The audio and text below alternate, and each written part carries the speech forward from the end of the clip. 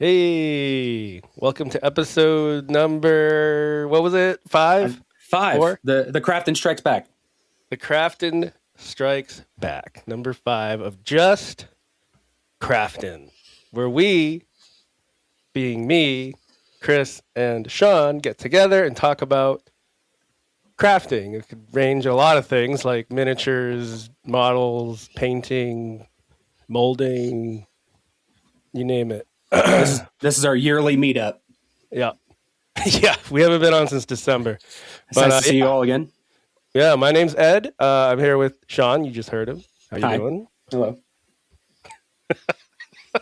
And across the pond on the other side, Mr. Christopher Hall. All right, lads. Fucking December 2024. What a joke. What an absolute Our joke. last one. Yeah. Oh my god. It's probably my fault because I phased out of doing stuff for a while. I think it's because I played more music or something. I don't know. Don't try to justify it. Uses that same part of the brain. No, yeah, it's not really an excuse. But yeah, so we're here. It's been a while. We're going to talk about what we've been working on lately and maybe some questions that we have for each other regarding what to do with issues we've encountered or whatnot. But I think we have some other things we're going to do first. I don't know, Shawn? Yeah. Do you want to talk about Oscar nominees, Ed? Is that what you want to do? You want to? Let's go another 3.5 hours talking about. Dang. I was really hoping we get a reaction out of Chris, but that's just he's stoic as always. We all watch Marty Supreme, right? Yeah. No, I've not seen Marty Supreme, lad. Sorry. Well, we'll spoil it for you. I wouldn't watch it. I would save your time. If you like ping pong, it's good. I watched Weapons the other day. I thought that was amazing. Nice. I don't know if you've seen that before. That is good. That's an eyeball. The bulging. Is that one? I think it's the kids, right? Yes. Yeah. With the kids and the eyeballs and the bits and the things. Yeah. Is that Nice. Is that nominated for any Oscars? I don't know. Hey, I don't know. That's like I just get the list and I don't watch the show and I don't really follow up and I don't look at the other nominee categories. We just watch those movies and that's pretty much it. It's pretty much the shittiest coverage of the Oscar nominees on the internet, but I digress. We can go back to Craftin. I just wanted to see how that.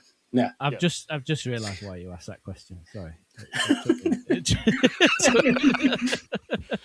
Yeah, last week we spent 3.5 hours from like 10 to 1 a.m. You can slowly see the it just devolve over the 3.5 hours into just kind of chaos. It's fun. Yeah, it was a good time. Yeah. Anyways. Hey, anything? Chris, you said you had like a game or something. You want to do that first, or we'll do that last, mate. We'll do that last. Okay. So, Sizzle, there's a little game that Chris has brought on. It may or may not involve some dice. We'll see. Does anyone want to go first, talking about what they've been working on? That's a bad hosting question. Bad Ed. I'll go first. I'll break the ice. I like that idea. I think I should go first. Yeah, I'll go first. So I went a while, probably a year, like when our last episode was. Probably since December 2024. It's probably the last time that I probably did something. Since I did any kind of like gluing models together and painting them miniatures, primarily Warhammer is what I usually do. But recently, I played a game of Warhammer 40K, and I realized how much I needed a couple models to make my army better, and I just so happened to have purchased one of them in the UK with Chris in Sheffield, right? Yes, mate. And I was like, I should build that. And it's the Primarch Magnus the Red. He's got giant wings. It is a daunting task to just start. Because I knew if anyone knows anything about highlighting and feathers, it's a lot of highlighting. I don't think you got a lot of sleep that last week there, did you, Ed? Because yeah, no, it was literally like 9 out of 14 days of me staying up past 1 a.m. just like working on it. I said in the chat, I love it when I wake up. Obviously, because the 5-hour time difference. I love it when I wake when I wake up first thing, and Ed's like, I'm just having my morning tea, and Ed's still awake painting, and he's just sending photos of where he's at to. Oh, yeah. I'm getting into bed, and I'm getting messages of Ed still painting. It's like, dude, like, go to bed. Like, I'm going to sleep. What are you doing? I had a couple of 3 a.m. nights because what happens is you just start painting, and it's like 10 p.m. Yeah, 9, 10. That's when I usually would start. And then like you look up and it's like, fuck, it's 12:30. Well, I'm just gonna finish this one part. And then it's 3 a.m. But yeah, it's been quite a journey. A lot of hours. Started with airbrushing the base paint on it, doing kind of like a zenithal, starting with black, going over so what I did was I started with black, right? This is airbrushing, black. Then I, from the bottom, airbrushed it with black and blue mixture. So like the shadowy parts had like a bluish haze. Like a blue tint. Yeah, blue tint. Thank you. You went bottom to top. Bottom to top. Yep, with that color. Then I went from the top, his skin color, which is not what you see here because that's a highlighted over, but like the magenta, darker magenta color for his skin because he's a demon. So for context, this thing's like a 12-inch tall, yes, like Herculean figure dude with like the most ridiculously huge wings. So like total height maybe like 12 inches or however many centimeters that is. Wingspan's like 7 inches. Yeah, it's 8. And like its wings are bright blue, body's bright red. Kind of like I'm generalizing just because the audio medium, and I'm watching Ed whip this thing around in space like it's not fragile, and it's stressing me out when he's doing it. Yep, there it is. Yeah, it's like no, so the wings I did it in pieces. I glued the wings on after they were painted. So each wing I did a gradient from colors of magenta to blue to black. From the in to the out, black would be the edge of the wings, and the airbrush is perfect for that. And then did you do all the blending and stuff with the airbrush, or did you come back in later with brushing and do blending between the colors? It's like a gradient across. It was all airbrush. I didn't. Nice. There was a little bit of fixing, but no, I didn't really need to. So what I had to do. So remember, it was black, and then I did the magenta, and then what I had to do to get the blue to come through in the middle, I had to go with white in the middle first, and then over it with blue. Because it's additive, and like otherwise, blue on top of black is going to look like really dark blue, right? Like barely able to see blue. Yeah. That's what you got to keep considering when using lighter colors: is what base is underneath and how it'll shine through. Because you might be sitting there putting on 8 coats to try and get it to look actually blue when you're putting it on black. Well, then you also have to consider the stuff you put on top of it after the fact that it will typically darken it as well. So, So he has these runes on his wings. This was an interesting thing. So like, I wanted them to be bright, glowy green runes, and in my head, I was going to use my airbrush, right? You just like spray a little, and it looks like it's like a light, glowing. But I didn't have. I think I was just lazy. That's what it was. I didn't want to get the airbrush out again. And what I ended up doing is interesting. I painted the runes white. And then I got the contrast paint, the like green, glowy it's not glowy, but it's contrast paint that's like bright green. Yeah. And I put that over. There's a step before that. I took a brush and I dry brushed white all around it, like light dry brush. So it's almost like a airbrush essentially. It's like a ray tracing effect, kind of. So it's like light scattering out from it. Yeah, and then I just took the green contrast paint and went over that entire area, and then afterwards came in with a brush and did the highlights around it and stuff. So that it made it look like I used an airbrush, but I didn't. Look at this guy. Yeah. So can you play with that thing now? Like, is that like? Oh yeah. You put that on the table and you get your rulers out and. Yep. Starting. Nice. Yep. Everything is line of sight to it, if you're wondering, because it's very visible. So I have a question. This is kind of more about 40K and just in general, or like it maybe for people out there who are listening and are interested in painting, like, because there's a difference between, I think, what a lot of us are doing. Like some of us are doing kind of like shit that sits on your shelves. You're doing stuff that you play with, like it's active wargaming. Like, is there something special that you need to do when you're done? Like, you just spent a ton of hours on that.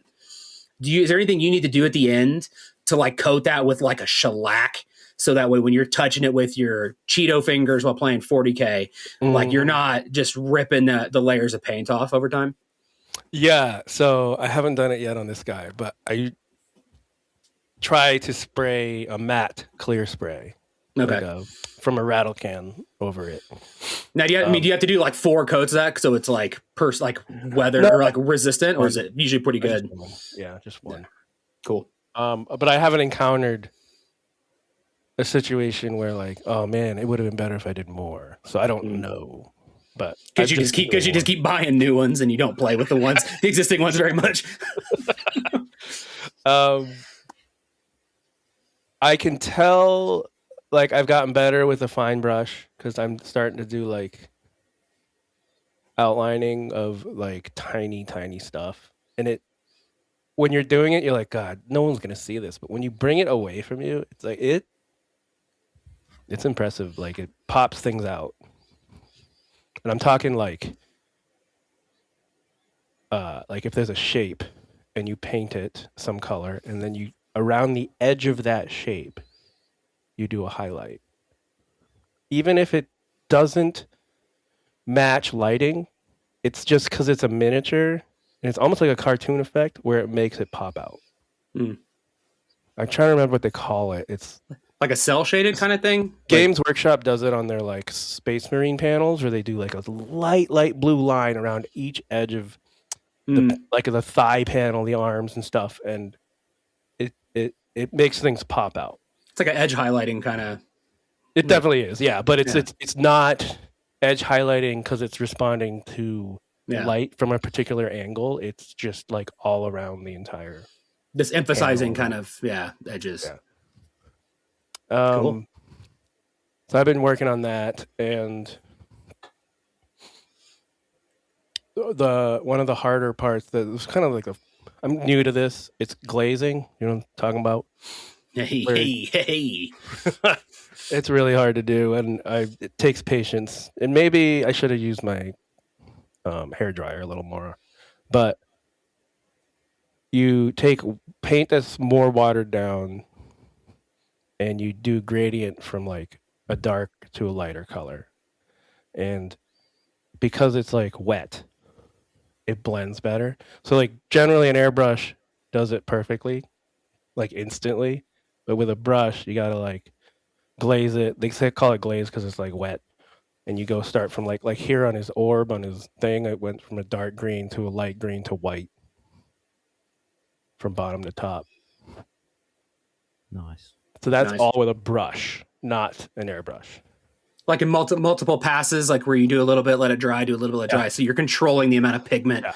So I got the 2 colors, the one I'm going to and the one I'm starting with at the bottom, and then I'm blending them on my palette and using that with a little more water than usual and going from dark to light. And it took a few passes for me to like figure it out. I'm like, oh, that doesn't look right. Because sometimes it'll look right with all the water, like wetness in it, but then it dries and it doesn't look right. So then I have to go back into it. You know what I mean? But it took a few tries, but it ended up being okay. Could be better, probably. Clearly, I'm a noob at it, but you got to start somewhere, right? It looks pretty good, Ed. I'm not going to keep giving you compliments, so stop fishing for them. So what do you think of it? No, I also did a freehand Look at this piece of shit. No, look at this. It's not very good, is it? in his hand. He's got an eyeball like in his hand palm. He's holding it up, and there's nothing like in the mold of the plastic that shows it's an eye. It's just a sphere from the plastic. So I had to I freehanded the pupil and the red veins and stuff like that. So that was cool. Nice. So this is for what game's this for? Ed? Warhammer 40K. Why is he so big? Because he's a Primarch. So he's like, he was a son of the Emperor, and then he turned to Chaos, and he's the leader of one of the Thousand Sons Legion. There's not many of them out there. Primarch. So is he like a capital ship? Is that kind of like the equivalent? Like yeah. He's immortal, like because he's Chaos. He's like giving into the demons a little too much. So when you play him in your game, does he basically just destroy everyone? Yeah, like they have to kill him. They have to devote a lot of stuff to kill him. And he supports my army in a way. This army, the Thousand Sons army, does a lot of magic, so he augments that really well. So the real question is, do you have a custom foam case that crazy thing fits in so you can travel with it? That's the next question. I don't know how I'm going to travel with him. It's like I'm going to have to like just put it in the back seat and hope it doesn't tip over, like in a box or something. Yeah, you need like a box. It's got like the sticky Velcro circles on it, and then you put him on the bottom of it too, so it just sits up straight in the box. So even if the box moves, like he's still just stuck in space. I do have a lot of foam, and I have big tote crates, so it's possible. But you know, where am I going to put the rest of the army if I'm using it all for him? You know what I mean? Like it's I have to figure it out. Oh, is space a concern? Is that like? Are you talking about just in the foam or like in the amount of totes I have and the amount of foam I have? Yeah. But yeah, so that was interesting. I also did something new I've never done on his cloth white apron-y thing that's coming from his crotch. Loincloth looking thing. Loincloth. Yeah, loincloth. Thank you. It's a pretty big cloth. Yeah. Usually it's past his knees. Yeah. Must be covering something pretty. That's as tall as that cloth right there is as tall as a Space Marine, and Space Marine are huge. It's like Space Marines. It's like a pendulum.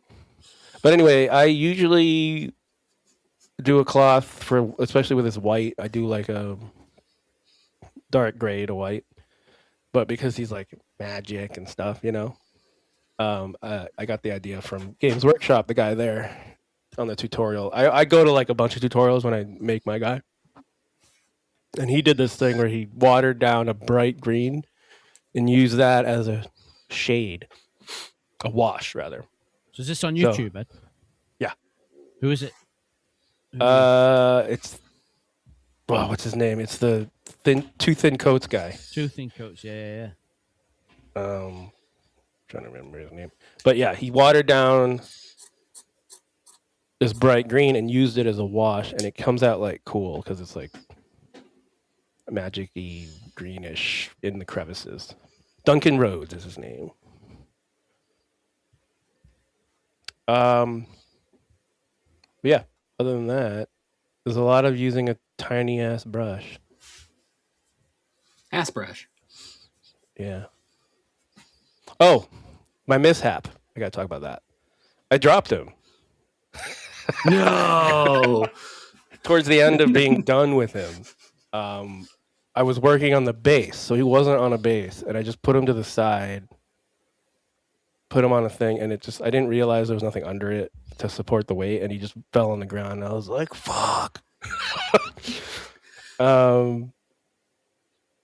Couple pieces, his head came off, which was fine. I glued it back on. His knee thing broke off. I didn't realize until the next day, but I glued that back on. But the biggest thing was the end of his staff broke off, and it's the tip. Yeah, the tip. The end is weight. I mean, it's got that ball that I was talking about that I painted, the green ball. It's weighted, so like if I just tried to glue it back on, I'd have to be sitting here for like 10 minutes with super glue, holding it and not move. I was like, how the fuck am I gonna do that? So I tried it, right? I'm sitting there 3, 4 minutes and I'm moving here and there, and I'm like, God, it's not staying. It's not staying. I was like freaking out, guys. I was like, what am I gonna do? And I just like looked around my table and I saw my little drill that I had bought semi recently. And I was like, wait a second. What drill's this, mate? Talk to me. It's like a little hand drill that you use your fingers just to drill. I like buying tools, mate, that I'll never use. There. So. It's one of these. Yes, it's one of those. Oh, I've got one of them. I've had it about 3 years. And the top twists, so you can put pressure on the top and twist like this. Yeah. So it's good with miniatures if you want to like put it through the bottom of their head and then paint their head or something. And it's good. It's a good way to hold parts of a miniature if you don't have a base for the classic holder to hold. But yeah, so I used that drill and I went in one end with it. Yeah, there you go. Oh wow, there you go. You got lots of drill bits for that. With the smallest drill bit, I went in with it on one end and one on the other, and I happened to have a sewing needle that I clipped down to like a centimeter, or maybe a little less. And I just went in one end with that, one end with the other, and glued it, and it was perfect. Nice. Like a reinforcement, like a pin that holds it into the right spot. Yeah. So otherwise, because I can't tell you how many times I've done that, try to super glue something small back together. It's like, I can super glue it. Then I get it, it's crooked, and then there's a big blob of super glue on it. It's like, well, that turned out worse in every way. Like, I don't know. That's exactly right. I've done it before, but I've used helping hands. You know what those are? Yeah. There's these little, it's like a base thing with clips, like arms with clips at the end. Mate, I'm going to talk about them bad boys. So like I tried to use that to glue something similar to this situation together. Yeah. And it's got a magnifying glass on it. Yeah. Look at us, bunch of dorks. I like that, Chris. That's good. Like a paint thing. Yeah, it's like holds little things up so you can paint them. But no, like I tried. It actually worked, but it took a lot of like maneuvering and finagling with it to like hold the two things together with those clips in the right spot. Yeah, it's like you got them together, but then it's like, how do you make these like micro adjustment clips stay in that perfect spot? Mm-hmm. Yeah. So I didn't want to do that. So I luckily thought of the solution. I'm also started painting this guy. He's an Infernal Master, same army. This is the second guy I've painted for this army that's like this. He's got so much detail on him. It's kind of annoying. I painted his front part first before I put him on the base. And now that he's on the base, I can focus on the cloak, which is the last thing I have to do on him. And the cloak, I'm a little daunted by it because cloth is so hard for me. It's like going to involve glazing from a dark gradient to light gradient in the folds and stuff. But I'm thinking I'm going to do like some kind of like jade green, like this blue. It's starting right now as blue, like a navy blue. And I'm going to come up to like a jade/green highlight. Very colorful. We'll see. Very colorful people. Yeah, this army is like all about change and different colors, pink and whatever. When you send photos, Ed, of all the bits you're working on, you don't fuck about, mate. You don't shy away from colour. At all. Like, it's not like building a grey like Star Destroyer or like the robots that I build. You go all in, mate. You like fucking. And he uses all the colors in the whole palette. Yeah. That's this army. That's this army. It's the way it is, and it requires more brushwork because of that. Because if you're doing like a gray or silver thing, that's kind of like it's easier because you can dry brush a lot of it, get that done, and it still looks spectacular. And you can make mistakes, and it's not that bad. This, it's like, fuck, I got like a red on a green, and I gotta like fix it. You know, like it's just fucking annoying. There's these little panels in here where you do like the stripes and you paint them like one's yellow, one's red on this guy. The other guy I have is blue and yellow. I remember struggling so hard painting like those tiny little stripes. This time around, no struggle for some reason. I like you get better. Trust me, you get better. You do it, and then I use a wash to get into the crevices between the stripes. That helps, like, make them pop, and it gets rid of maybe even some mistakes. Are you doing colors straight out of the pot, or are you doing a lot of mixes? Mostly out of the pot. Okay. So because you're doing an army, you don't have to worry about like, how do I match this color I did 2 months ago? And when I start highlighting, I start mixing because the red on this guy, the panels, I start with a dark red. I had the orangey red already for out of the thing, but then I wanted something a little brighter, so I was adding a little white and or just pure orange is what I did. And glazing or mixing that in with the red and highlighting up from that. So when you're painting straight from the pot, do you water that down at all? Or Yes. So I used to not. You have to, like you really do, and to make it look good. Anyway, you can look at my stuff early on. I definitely didn't, and I should have, because it gets a little clumpier, a little uneven, not as smooth, if you will. Glob face painting. Yeah. I also. Sorry. Go ahead. If you were using, so obviously you squirted paint onto your palette, and then would you just like put a few drops of water on that and then mix it in? No, I would get water from like I dip the brush in the water, and that's enough water. Right. Generally. Yeah. Have you moved over to wet palettes, Ed? Like, are you a wet palette guy? Yeah, I am. Okay. Yeah. It preserves paint when you leave because you can close it up, and it keeps it on that. It's like parchment paper that's on it. Yeah. But so you've got no. I get a glob on there, and I up till 3 a.m. So you can just go to bed anytime you want if you've got a wet palette. You don't need to stay up until your paint's finished. That's true. But you have to, but then you have to clean your brushes more though. So you might as well just do it all at once. Yeah. Oh, brush cleaning is mandatory. You have to, or you're going to be buying brushes left and right. No, I put a glob down. I pull some of it away. Like from the glob, and then I twist the brush in it. And then I test it. You'll see like good miniature painters do this. Their thumbnail has like lines all over it because they're testing it at first. Because a lot of times you do that and you go right to the model and it's like, fuck, that was too big of a glob at the start. But then later it's perfect. So you got to get rid of that. Oh, sorry. That's my phone. That won't happen. That's a unique soundboard choice there. You're making some purchases, Ed. You're making. That's my I got a text message sound because it's like I can hear it easily. But anyway, yeah. So like you go to the model and it's like a glob, and you're like, oh god damn it. But if you would have just like test brushed on your thumb once, you can get a perfect line after that. But that's the stuff I've learned recently. Like this is I'm years into it now. So that's like doing this. It's like I've realized doing the highlighting on this Magnus and the feathers and stuff. So do you think that guy's your best one yet, mate? Yeah. Yes, by far.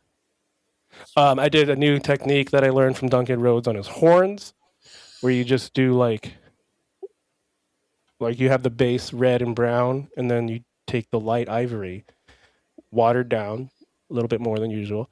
You just use streaks going up constantly, and it kind of like looks like bone from one color to the next. It's really cool.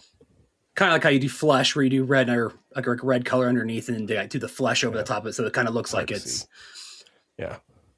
fleshy. So this is it's streaky because it's a bone. Mm-hmm. I don't know if you look at the picture I've sent you guys, you can probably see it, but I thought the effect was really cool, and you do a lot of claws and horns that is useful. So especially in Warhammer. But I'm trying to think if there's anything else. So let's look, I mean, so what's next? Do you have anything like after this, or does you just continue with more army stuff? Or are those the only two you have left? No, I have other stuff. I have other stuff. Always other stuff. Nice. One last thing on this: the gold. Gold. I won't paint gold unless it's on brown. I don't know if you've noticed in my pictures, my work in progress. There's a lot of brown I'm using as one of like the starting points. I just find gold metallic paint painted over brown is so much better because like if it's over white or a lighter color or even black, like you can see where it's not uniform when you're painting the gold and it's just annoys me. Unless you're doing it with an airbrush, obviously. So it's annoyingly uneven paint when you paint over other colors. But with brown, because gold is close to brown, believe it or not, you could just do one coat over it with gold and it looks fine. Perfect. Have you ever tried the like the metallic wax kind of paints?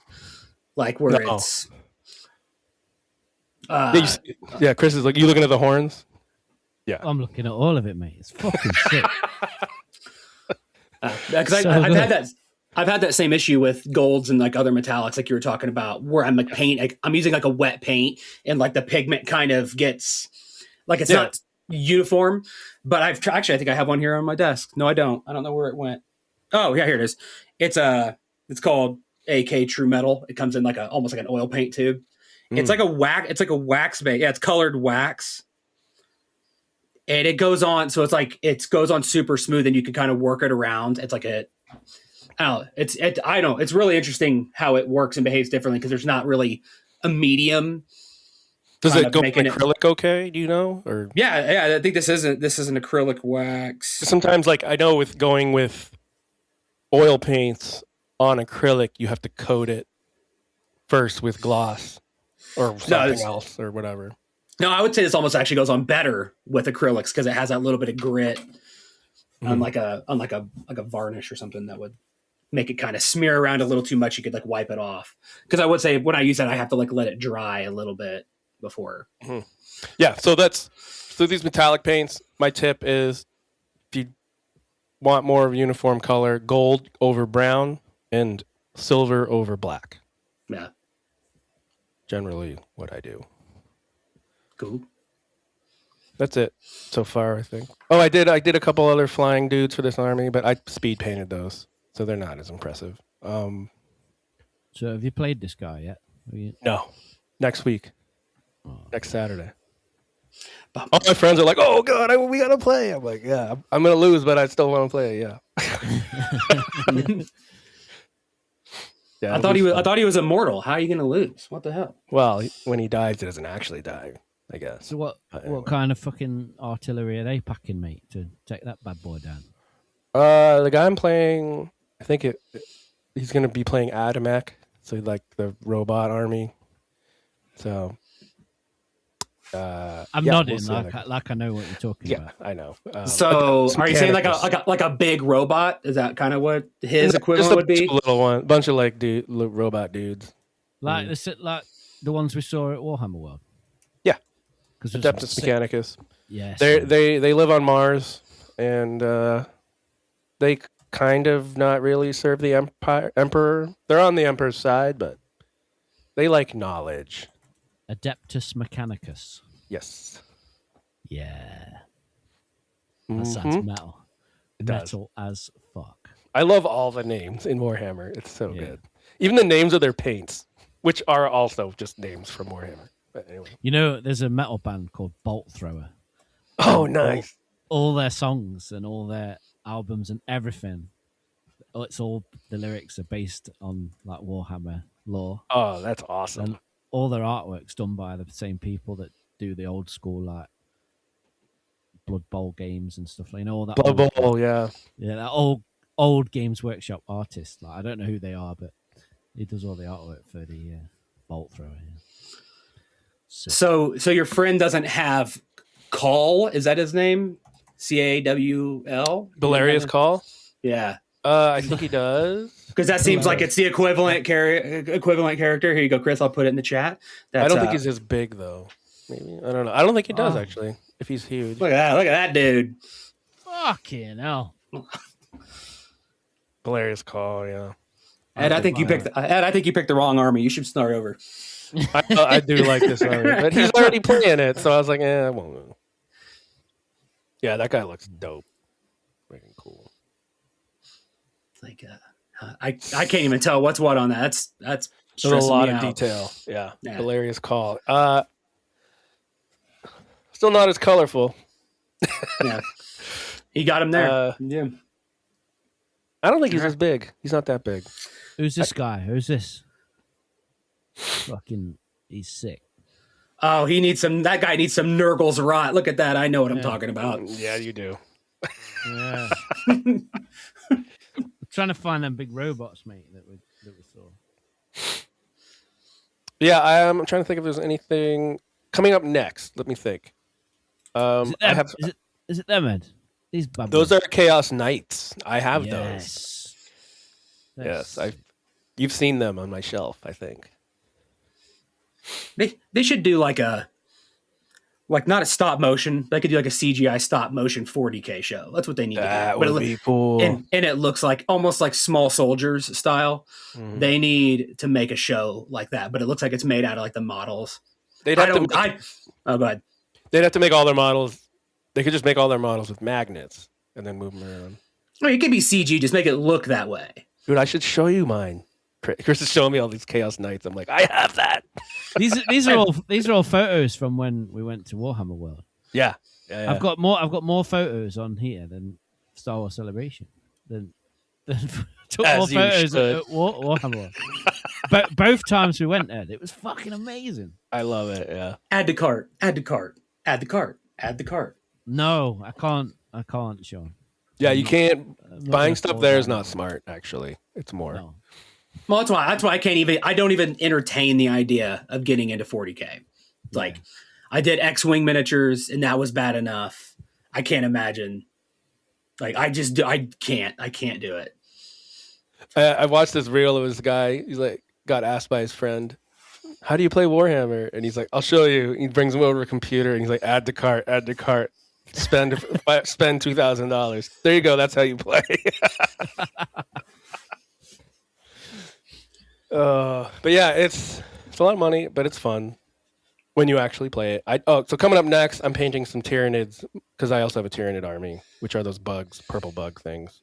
So I got a couple of those guys lined up. Some of them are flying gargoyle-like things, like little gargoyle things. So got to do more wings. Tyranids, mate. That's my one piece of knowledge. I dropped that on that girl in the Warhammer shop when she asked me what I was working on when I was buying paints. That's right. I didn't want to tell her I was making robots out of yogurt pots, so I was like, "Oh, I'm just working on my Tyranids army." Yeah. Yep. I'm smart. Now you can say Thousand Suns if you want. Oh, yeah. Anyway. Yeah, you can dig that hole deeper. Just Mechanicus, hilarious call. No, just for my son. Yeah, he sent me for him. So Space Marines are Adeptus Astartes, and then the Adamac are Adeptus Mechanicus. Well, if anyone's still listening,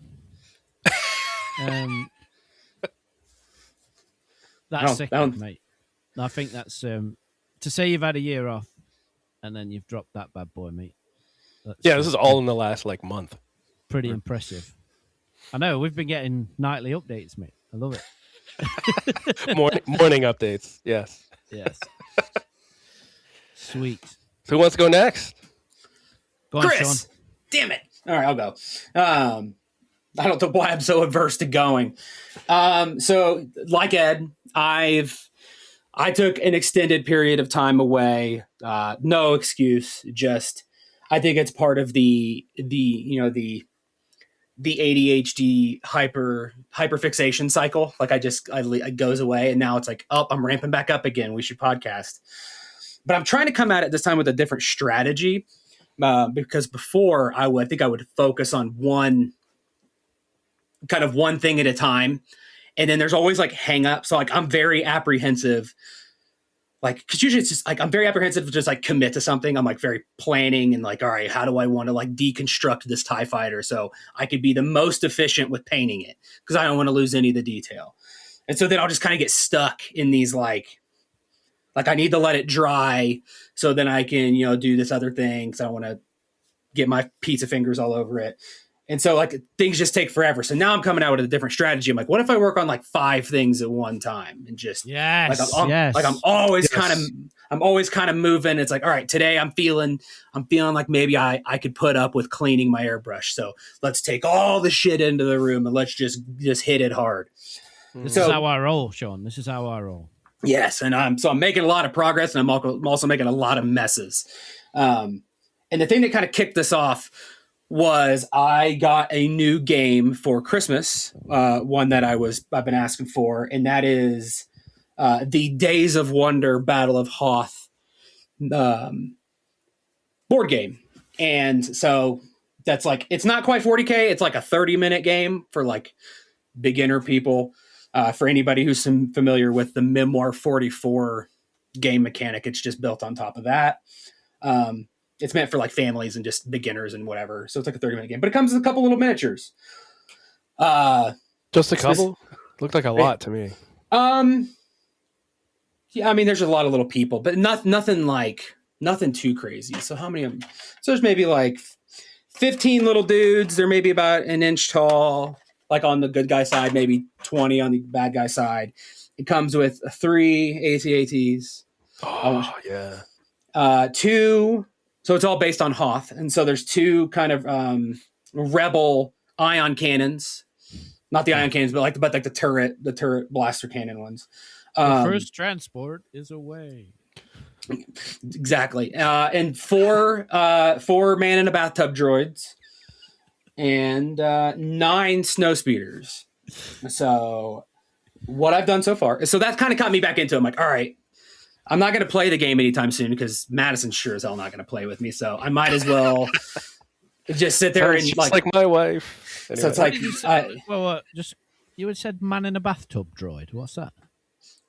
The man in a bathtub. The Viper droid. Hammer droid.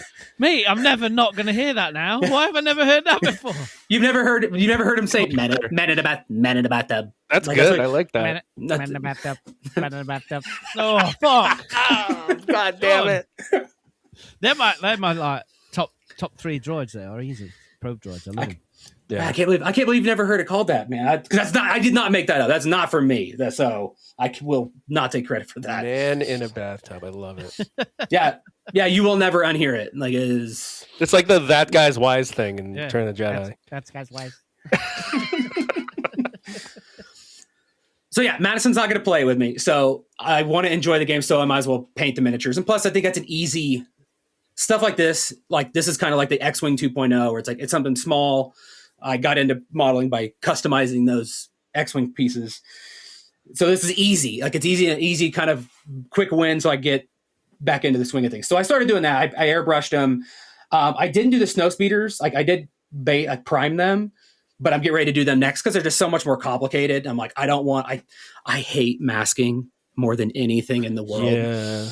Like, I don't care how many times I watch a YouTube video. They're like, just press it on and then just take the back of your thing and push it on. And it's easy, doesn't it? It's perfect. And every time I do it, it's like, cool. That looks like a dog shit every single time. And it's like, sure, placing tape exactly where you want it is so hard to do. It's so hard to do. Oh, what's it like to have hands that don't shake your whole life? That must be nice, isn't it?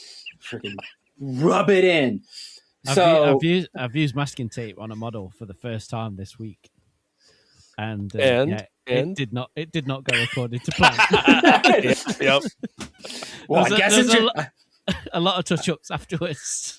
It's like, I guess it's just going to be a dirty droid now, isn't it? It's just going to be really dirty. So, all in all, I started with the AT-ATs. They were the easiest. Base coated them. So here's what they kind of look like. They're kind of I haven't matte coated them yet. So they still have their shiny gloss coat on. Nice. Basically primed them. I did some light filter work on it, so it would be like a lighter wash kind of coat, but on certain areas to kind of lighten some of the primer. So I didn't want to have to paint it on. Just all airbrush, Shawn? No, I only airbrushed the primer. Everything else was brush coating after that. Because they're just so small and my hands shake like too like it's just I'm not airbrushing stuff like this. It'll just be a disaster. I have an airbrush, semi-expensive airbrush that can get a small enough spray where I could do detail with it, but it scares the shit out of me. Yeah, I have stuff that can. Mistakes doing that, like I can't even imagine. I was gonna airbrush like the front window on the head to be like.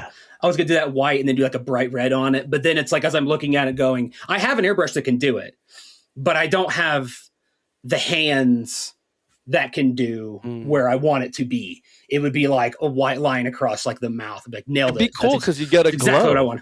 You get a glow effect. That'd be really good. It would be cool. Yeah, it would be very cool. Like, but since I only have 3, I'll do that on a different one. I want you to try it and send us your first attempt because I want to see if I laugh or not. So I don't know if you guys have this. Do you guys have like an item that you use to test? Like that's like your dummy piece that you're like, is this the right color? Is this like a technique on it? Like, because I have the paper. I have this old like it's like the Micro Machines at ATST. So he's just like he's probably got 35 coats of paint on him that I just like I'm always testing stuff. It's like, oh, how's that snow look on the feet? Does that look okay? How's this look? Smart. And so he just keeps getting coated and stuff, and that's my test one. So I'll test the thin airbrush on that. But no, so I usually do a piece of paper. I have it right next because you never know if it's going to start splattering or something. Because I fucking hate that. Yeah. So I always test it. I change colors. I'm always testing. Or if I put it down for a second or whatever, I pick it back up. I got to test it. Make sure it's going to come out correctly. Oh yeah, half my paint that I buy is atomized throughout my home or on everything else, and not the models that I intend it to be on. So yeah, it's always being tested or wasted in some way. Plus you get a feel of the aim. Yeah, like that's why I'll airbrush this up. Yeah. I'll airbrush my hand I'll have gloves on and I'll do it like right where my index finger meets my thumb, like the L. Nice. Yeah. So I'll spray there just to kind of. Because the worst part is going to the mom and shh, oh fuck, that's lower or higher than I wanted or whatever. Oh, and especially with like grays, because it's like my whole spray booth is gray, so it's like, is it spraying anything? And next thing you know, I just have like a big glob running down. It's like, yeah, I guess it was. Cool. That's awesome. So yeah, I did the 3 AT-ATs. Those turned out fine. I don't think I did anything too special with them. Just kind of getting back into the swing of gray, filter, seal coating, and then kind of doing like a Nuln oil, just a basic wash throughout the pieces. Nothing too crazy. And then using some of my AK Interactive snow effects that I got years ago. AK is good. AK is the best. I got used my terrains snow diorama stuff, and then I also used my acrylic snow sprinkles. What's that, Shawn? So AK Interactive, who I am a huge fanboy of, I'm pretty sure they're based out of Spain. They make a lot of. I've got some of their products. Yeah, I've got some of their bits. I wonder what the snow stuff was. Yeah. So it's so they make a bunch of diorama products, and it looks like that marshmallow fluff stuff. Oh yeah. And it's kind of just like little bits of foam that it's acrylic based, so you can get it with water and kind of like mix it up and kind of make like snow. Oh, so like I did it on my Viper droids here. So I put it on the base, really small. Come on, there you kind of see it on the bottom. There, man about that. So and you can control it. So it's got all this water in it, and so as it evaporates, it kind of sinks down, and then you're left with like the snow texture. Sweet. So that's what the other stuff you just sprinkle on top, yeah. So that's what that looks like. So it's more of the harder packed snow, and the snow sprinkles. This is very similar, but this is more for like the edges of things. So it's a little bit maybe thicker, like almost like it's like a thicker, it's like for the edges, like it's a thicker medium. So it actually has like more bubbles and stuff in it. So you kind of see it dried in the lid there. Oh, so the other stuff is like a dust? No, it's all liquid. So you put all of it on with a paintbrush. So the other one's more of like a foam, like a liquid foam. Mm-hmm. You go, psh, psh, psh, psh, psh. And this one looks more like little teeny tiny beads in like a goop. So this is more like, if you have like a tank tread mark that's in snow, like this is the stuff that would be like a little more, it's like slush. That's the word I'm looking for. It looked more like a slush. And no, I did not buy these. So for people, I don't go out and buy just these crazy specific products. I went to a diorama masterclass where they just teach you how to do stuff. And it was sponsored by AK. And depending on how many people come, they just give away all this stuff for free. So it's just like, gimme. Where was that? That was when I still lived in the Bay Area. And that's what led me to, I don't know if you can see it back there. I have a little diorama of the AT-AT or ATST standing there. And it's got the little Legion characters that I used. So those stormtroopers? No, they're scout troopers. Oh, scout troopers, yeah. Yeah, scout troopers. Cool. AK stuff rules. I love their weathering. But yeah, so I did the little cannons. I did these similar. Sweet. I primed them in gray. Then I brushed white on a very watered down white on top of it to try kind of doing the reverse. Same kind of thing, metallics. I use that wax metallic on all the little metal parts and the gun barrels. And then I put a little bit of snow on the edges here. Nothing crazy. I don't need it going too hard in the paint. Looks good. So yeah, I have a bunch of all that kind of stuff. And now I'm getting ready to do my little snow speeders. They're getting ready. Snow speeders. Yesterday I was actually looking up, I'm going to do the different paint schemes. So I'm going to do like the orange. I'm going to do the light gray. Then I'm going to do like the Action Fleet Micro Machines black with orange on like one or two as well. So that's what got me back into this. So I've been really, really excited. Kind of, we have a gear room. It's like a spare room in our house. It's like all of our backpacking and stuff. That's where like the laser cutter and stuff is. So I just set my airbrush thing up on top of the laser cutter and just have it vented out the window. And so I'm just like leaving it there while I'm doing all this. So I can just go in there and be like, bam, bam, bam, bam, bam, bam, bam, bam, bam. I'll go psh, psh, psh, psh, psh, and then just like leave. So I don't have to keep cleaning it up. And so that's been really helpful. Because I've also been working on some other stuff while that stuff's been drying. And because therefore, when I work on a single project, I run into this issue where I'll spray something, it'll dry, but then I'll start working it too much and I'll start like peeling layers back off because they haven't been fully cured or whatever. And I just get pissed and stop. My other big project, so I'll go through the little ones first. I have a bunch of stuff that's not been painted, but I've built. So I have like this little all black X-Wing right now. So he's now been primed and he's going to be ready to be painted. Classic X-Wing or sequel trilogy? It's a classic. Yeah. Classic. I have this turret, this Death Star turret that I finally primed and I can finish painting that. I have another snow speeder from a Bandai kit that's going to go with the Bandai AT-AT. I have, and now I finally primed. Oh shit, he fell apart. It's Darth Vader. it's Darth Vader. He's loosely put together. See, Ed, that's why you don't fling stuff around. I forgot that I had that loosely put on there because I was disassembling it. Oh my god, that was fun. I'm sorry, that was what I feel bad if that's like awful. No, it's not broken. He's right here. It's because it was barely all held together because I had all the pieces apart spraying them. I think the sound was the best part. It was a crash. Is it just shattered on the desk and like? But no, there it is. It's Darth Vader's TIE Fighter, nice. TIE Advanced. So that's ready to be painted. And I also have is that a Bandai kit? Yes, that's another Bandai kit.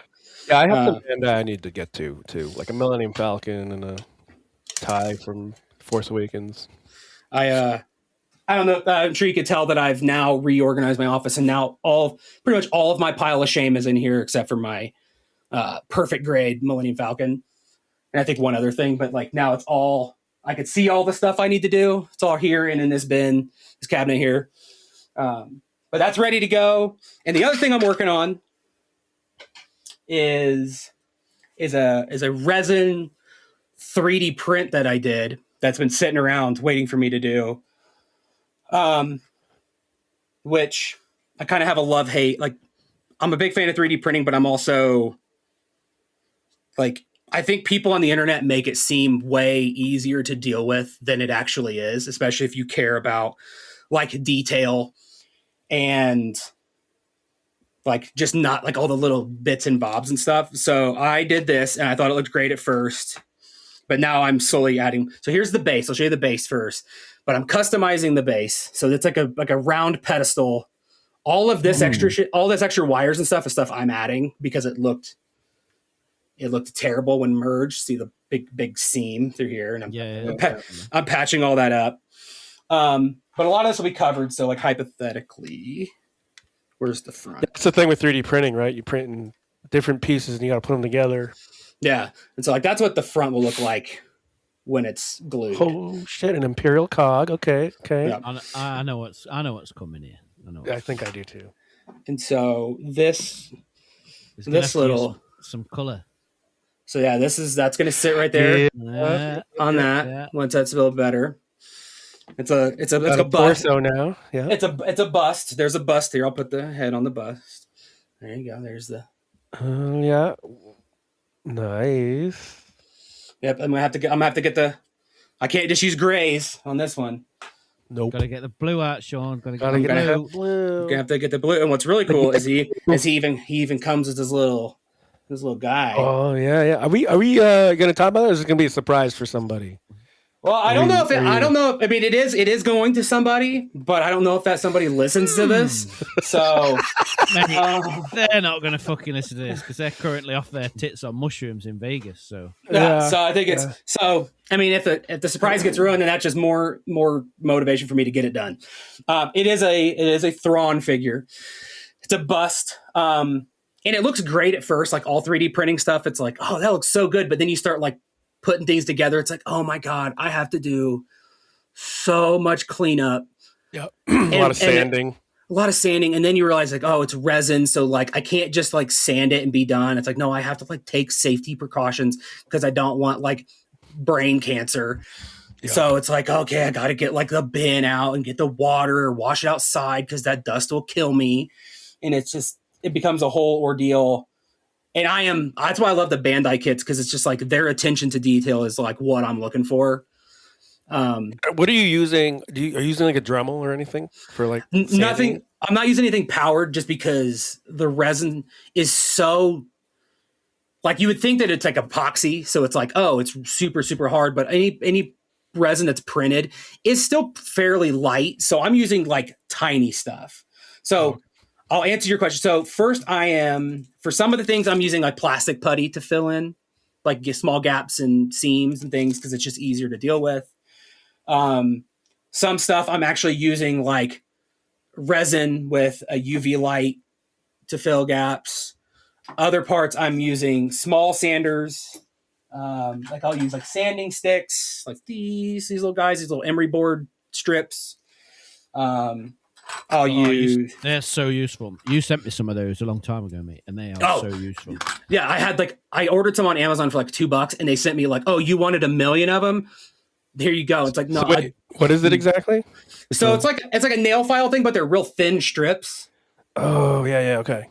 Cool. But they come in all different like grits and stuff, and I also have like the Tamiya like big sheets that I cut into little sheets. I've got this thing that's like it's like a pen, but it's also got like the little files. So it's got the files in it, and you put them in there, kind of like that screwdriver, and you can go like kind of like that. And I've got I also use this a lot. I use my scriber, like my dental tools, basically. Oh yeah.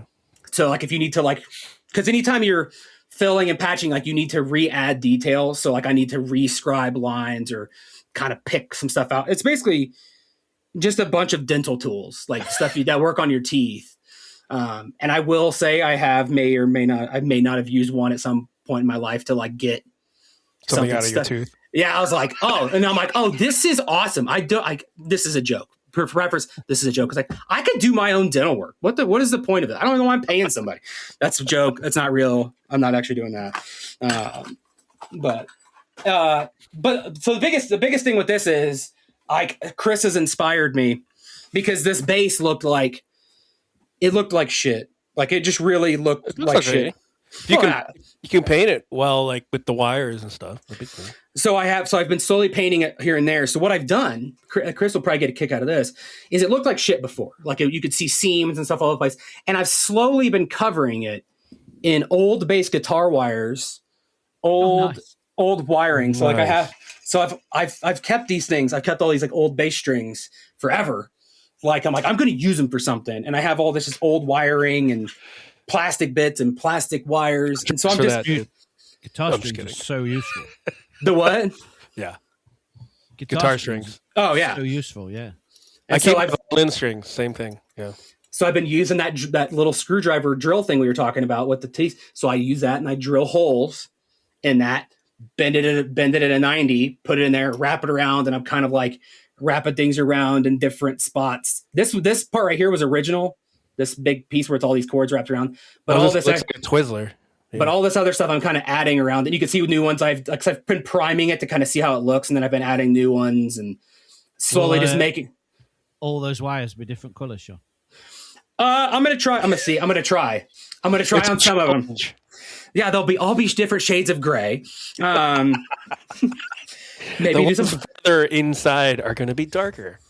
So I think what I'm going to do is I'm going to play. I'm going to map out what I want Theron to look like, and I'm going to try to do like maybe darker shades of like, because he's got a lot of like blue.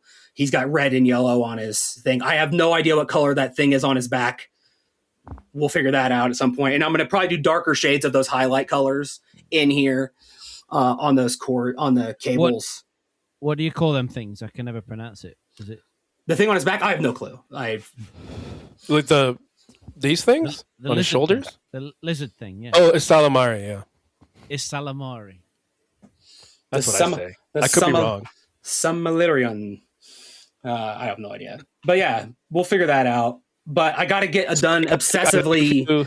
I think if you include like some red lights here and there in that base. Oh yeah, get some LEDs in it, Shawn. So that way it can really show the imperfections and globs and dust when it turns on, and you just see it just covered in globs of overspray. And I mean painted, but yeah. Oh, okay. Actual light would be awesome. Because I do have LED. Sorry, I keep turning and talking to the side, but I do have LED wire that I could do something with. I don't know what I would do with it, but I can trick it because I think I sent one or two to Chris. I'm like, let's see if he figures out what these are. They're just like little LED wires that use like coin cell batteries on. Like you'll see like Boy Hobby Time using them all the time for like blaster bolts, and like. He just makes it look so easy. Like, you just get soldering iron, just wire, boop, boop, boop, beep, beep, and like there you go. It's a switch. It's like I love how easy you made that look. But I got suckered into it, and I bought a pack on AliExpress or something. I'm like, I'm gonna do something with these. And 3 years later, as you can tell, have you used it? No. I have not. I have plans though. That's what this. So the plan is I'm gonna use this snow speeder with.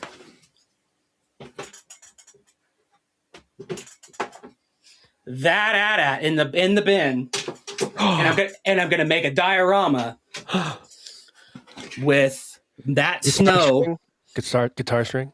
Maybe I'll put a little Luke going like up to the thing, and then he's gonna have a little LED lightsaber.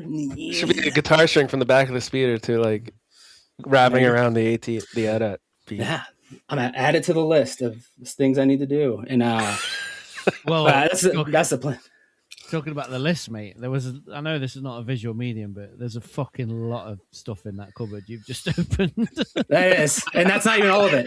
So there is. I think there is probably. He opened that up. I was like, God, it could be anything.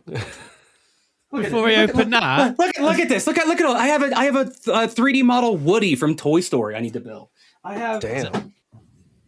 How many models did you get in Japan, Shawn? Actually, I got. I think I only got like one or two, because I did get one. I got a couple for free, which is one I'm about to, because I wanted at the panel. But no, it's just they didn't. There was, if I was into Gundams and stuff, I probably would have gotten a lot. Yeah, but yeah, they. I have enough. And I have ideas. I've already been scheming on what I want to build next, even though I've got 35 things in progress. Like I want to kit bash my own ship that I have ideas on what I want to do. But the final thing that I just got the idea for just the other day with the announcement of all the Mando and Grogu merch that's coming out. I was like, oh, you know what I did? Because I was just baffled when I saw I don't know if you see the Lego Razor Crest that they're releasing. It's like, it's the Razor Crest 2.0. Trust us, it's the new ship. But it's got yellow. It's got a bunch of yellow on it now. I got this in Japan. This is one of the free giveaways I got. I got a Razor Crest, like a little mini version. It's like a Bandai, yeah. It's Bandai 144, I think is the scale. 144. But it's the original, so it's just a little simple guy. It's just like a couple, and it's already kind of silver, so it's only got 3 sprues, so it's got these and that, and the base. And it's got some shitty stickers that I'm not going to use. So I'm like, oh, I can quickly put this together, and then I can try to make it look like the new one once some better pictures come out with the yellow and stuff. And it's like, haha, I will make the new. I'm like, maybe that'll help me get excited for the new movie, and maybe we'll see. And so I'm going to put that together because it's like a nice, cool. And plus, I'm not always a big fan of working with like silvers and stuff, like the metallics. I'll probably still prime it and then use my own metallics. Like I got this stuff a couple years ago that I've used on a couple things, and it's awesome. It's called like mirror finish. Whoa. It is. It's like super glossy. It's more metallic than the container it's in. Like it is just. It's like it almost looks like mercury. It's kind of crazy. So I've always wanted to spray it. I've always brushed it, but I want to spray it. So I'm probably going to use that on here, and it's probably going to turn out like dog shit. But who cares? It's a small model, and I'm going to put some of it yellow anyway. So I think that's really cool. Yeah, because Razor Crest is super shiny. Yeah, so I'm very excited to build that, and I may, you know what? I'm probably going to give it away because, as you can tell, I have no room for anything in this office. And so I don't think I'm working on anything else. I think that might be it, boys. I think that might be all I'm working on. So it's a bunch of Star Wars stuff at different scales. Easy things like the Battle of Hoth stuff and the man in a bathtub. Oh, I didn't show you this. I didn't show you like a man in a bathtub up close. So like it's not super canon. So I've done like red on some of the eyes. Yeah. Come on, focus.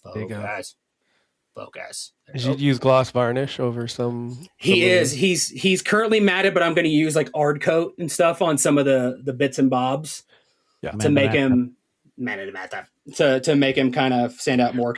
I was thinking like that lens they have, put gloss varnish on that. Yeah, the little dots like around his head, like the little lenses, and so I painted some of the lenses red just to kind of make him so he's not just this black and metallic looking Viper droid, just kind of make him more menacing. Oh, before Chris goes, I want to say I have one more thing that I forgot I was going to work on next. But you don't want to interrupt, Chris. You want to go before him. Yes, but after he goes, I want to talk about gemming because that lens you pointed out on the man in a bathtub could use it technically, I guess. But not looking for critiques, Ed. No, I'm just kidding. No. I'm just saying, like it could be yours specifically, but generally. That looks like a piece of shit, Shawn. Let me tell you how you could make that look better. Yeah, I'm really happy with this, and it's really motivating me to get back into it. Well, it's good because it looks like shit, and you can do a little more work on it. Maybe send that one back through a review cycle, and maybe try again. Oh no. So Google this Mutalith, MUTA. You're making me fucking LITH Mutalith Vortex Beast. Yeah, product line. Yeah, here we go. This I have it primed already in white. This is the next thing. I don't know why I forgot about this. It goes in the same army. Good for you. This goes in the same army as the Magnus, the Primarch I painted. So I'm gonna it's gonna be primarily. I think I'm gonna try to primarily do it with airbrush only. So are there just like two? meld many colors together? So do you have the one with like a head, or do you have the one that's heads turned into tentacles? Tentacles. I got a Google That's this. What is it? Mutalith. Vortex Beast. Mutalith, and then a Vortex Beast.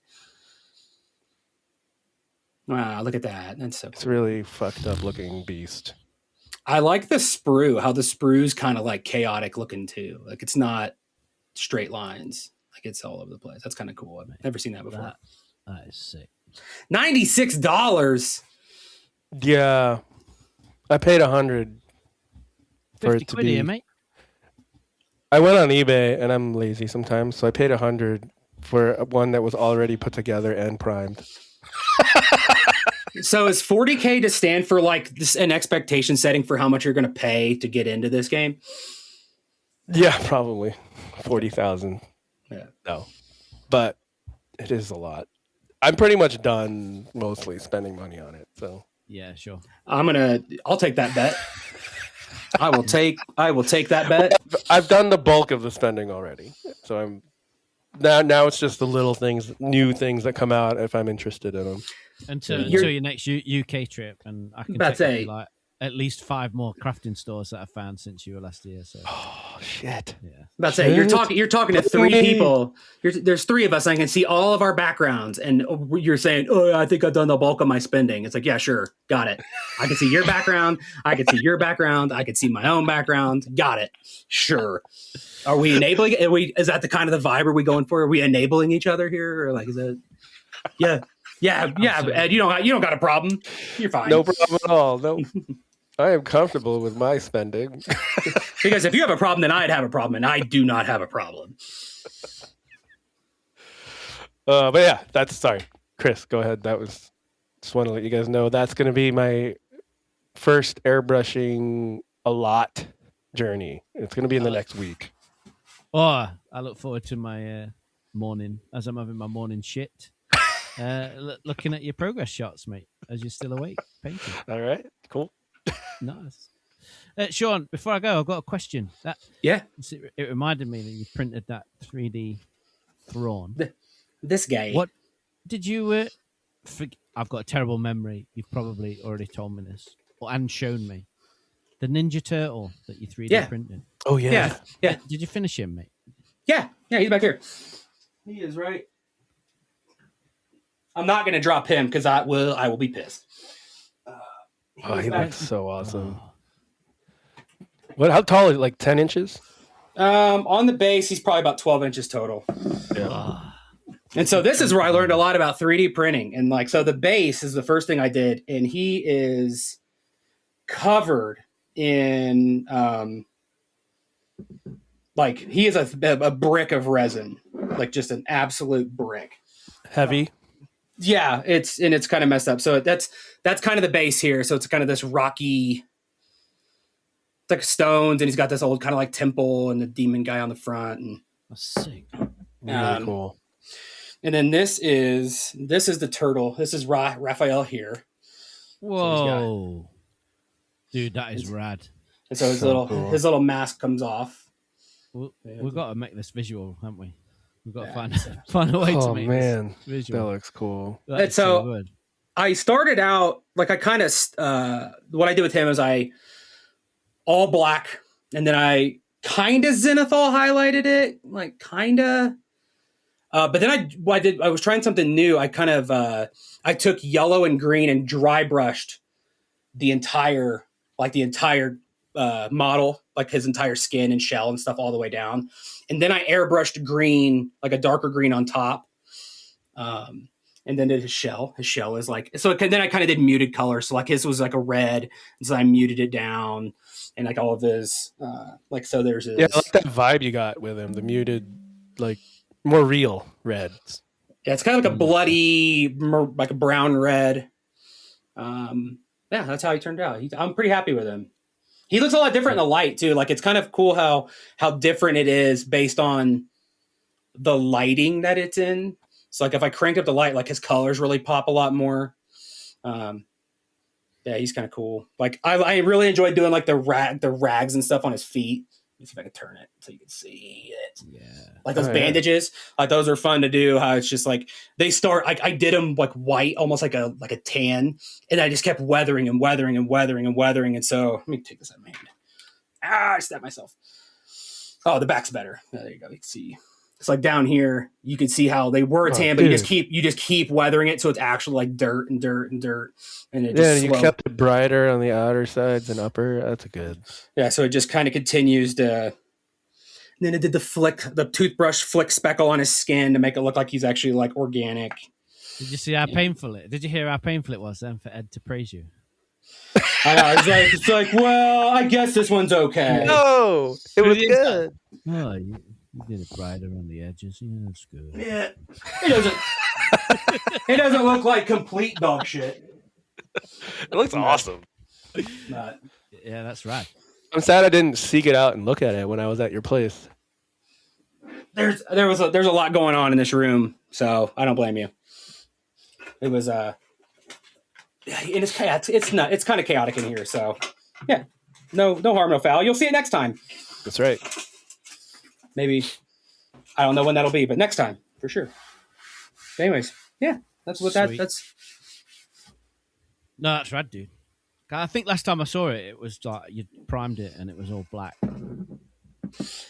Yeah, I'll have to share some photos. I think I Definitely posted them on something, but yeah, that's that. He'll reply to the photos that he already sent. Yeah, to you. I know he's gonna do that, and then I'm gonna feel like shit. It's like I'll say, hey, it's like from December 2024, and there was no response. And I'm like, you know what? Fuck this. I don't want to model anyways. I gave it a shot. Nobody thinks I'm any good, so I'm just gonna say whatever. I'm done. Brilliant. Oh well, Anyways. I'll it's me then, isn't it? Yeah. So I've been like Shawn. I like 1,000,001 things going off. It's just the way my my brain works. I get hyperfixated on one thing, but I also need multiple other things going on at the same time. So obviously I've been, as you guys know, trash building, junk building, scratch building, whatever you want to call it, building these little robots that I started doing, I don't know, maybe probably about 1.5 years ago now. And then I built a few, and I was doing them individually, and then I kind of built a batch of like 5, and then painted all those, and then they sat for a while, and then I'll put those down. I put that project down and work on some drawing or work on something else. But this latest batch I've just been super into, and I've built 10 different droids all at once. Nice. Just out of junk. Because the kind of way that I do it is I've got boxes and boxes of junk and trash and stuff that I save, bits of plastic, old kits. And to get it all out of storage, I have to fill this whole room. So just to build one droid, it's kind of a lot. So I just thought I'm just going to build as many as possible. And I think I completed 10, but I've also got like 5 others on the go that I've put away. And I was like, that's a bit silly now. I need to concentrate, and like my room's a mess. So put all the parts away and then started painting them. Do you have a plan for all these? So yeah, kind of. I'm going to start selling them. Oh, nice. And we've got me and a friend of mine have got, because separate to the droids, I'll get to in a minute. But I've got a table booked at a toy fair in April that I'm going to take the droids with. Hopefully, get them online as well at some point. Nice. But yeah, people have shown interest already, like friends and family. Like, I'd like one. So, but yeah, That's awesome. I mean, you should probably work on the eyes and the glazing a little bit, but you know, I'm excited for you. Say that again. I need to critique it. So this the ones I've been building like over the past year, they're all pretty similar. They're kind of like R2 droids in a way, like kind of gonk looking R2, that kind of droid, like a gonk astromech kind of vibe. Astromech. That's the word I was looking Yep. for, Sean. Yep. In my head, they don't live in the Star Wars universe, but they're quite obviously influenced by that, as a lot of things are. But this latest batch, I've tried to mix up and do different shapes and sizes and all sorts of things. So I've got these really little ones. These aren't painted, like finished yet. I've got these little tiny ones. Mm-hmm. Like I've done a couple of these ones. So I've started weather. Look at the weathering, Shawn. I'm a big fan. I like it. That gives me a boner. It's like they kind of look like Camtono. They kind of look like Camtonos, but with like droids. Yeah, so when I first started building them, I built them out of yogurt pots, whatever. What do you call them over there? Yogurt. Like a yogurt tub container. Tub. Yeah. Empty plastic tubs. I put 2 together, and then that's my base, and then I just start chucking stuff on from there. But I've started doing different shapes and things, what I'll get to in a minute. But these, so my daughter's obsessed with dough balls. So we buy these packs of dough balls, and they come with a little tub of garlic butter to dip the dough balls in. Ooh. And that's 2 of the tubs on top. Oh, that's funny. On top of each other, and then just like add different bits on. But I had this like accidental light bulb go off. So I buy these like at Christmas. They're like clear baubles to put on your tree. Mm-hmm. You can put things inside them. Yeah, the clear plastic where you go kind of snook them together. Yeah. Yeah, well, they fit perfectly. Like one half fits perfectly on top of these. So I built all these little bits on top, and then put the little dome on. Yes, nice. You can see all the little inner workings inside it. It's like the 80s, 90s like clear telephones, and you could see the electronics inside, like all the little bits and bobs, like the brain. Kind of gives them a little different vibe. Like fits perfect. So I've got those little dudes going off, and then I've got some square dudes. These not finished yet. Nice. This is a fidget cube. This is just the container that nice. It comes in. So they're like £3 from the supermarket. So every time we do the food shop, Michelle's like, "Why have we got like 4 fidget cubes inside there?" Just want the boxes. Just need the cases. That's all. Are you dumpster diving the neighbors' recycle bins yet? Like being like, yeah. My my neighbor was throwing a printer out, and I saw it on his. It got a skip on his drive, and he chucked it in. And I was like, I went and knocked on his door. I was like, can I get this old printer out of your thing? And I was like, yeah, sure. He's like, and then I had to tell him why. I was like, oh, yeah, I make little robots, and if I take this printer apart, it's gonna have some pretty rad greeblies inside it. So this reminds me, like the closest I come to thinking of doing this kind of stuff was if I played Legion. Yeah. And I wanted to make like a Tatooine terrain, like the buildings and stuff. And I was like, going in the trash, you can find everything you need for that. Yeah. But anyway. I think I sent this video to Chris. I think I may have just sent it to him a couple weeks ago, where it's this guy where he will just take like an old piece of discarded, like an old telephone. And he'll make a droid completely out of just like that one thing. It's like more like a Gundam style, like a stand-up droid kind of thing. But it's like, oh man, I want to do that. I need to start collecting junk. And it's like, wait, nope. No, I don't. Keep that one on the list. I've got so much crap, and it's like people at work know now as well. So anytime someone has like a healthy pot of like whatever, they're like, "Do you want this, Chris?" Like, yes, please. That's funny. Often, like in the trash, like picking people's rubbish out when I'm in the kitchen, like making a brew and stuff. But yeah, and then I've got I've done this. Holy moly! This guy's primed at the minute, but it's a kind of a different shape. And I thought I built some little tracks for him, so he's got like Not to make you go back, but what were the legs on that other one made out of? Like the shiny, Like gonk This looking one? legs. Yeah, what are those? I had a guy just give me a load of like plumbing parts. So it's like Mm. tubes that were like used, the plastic tubes that were used for plumbing.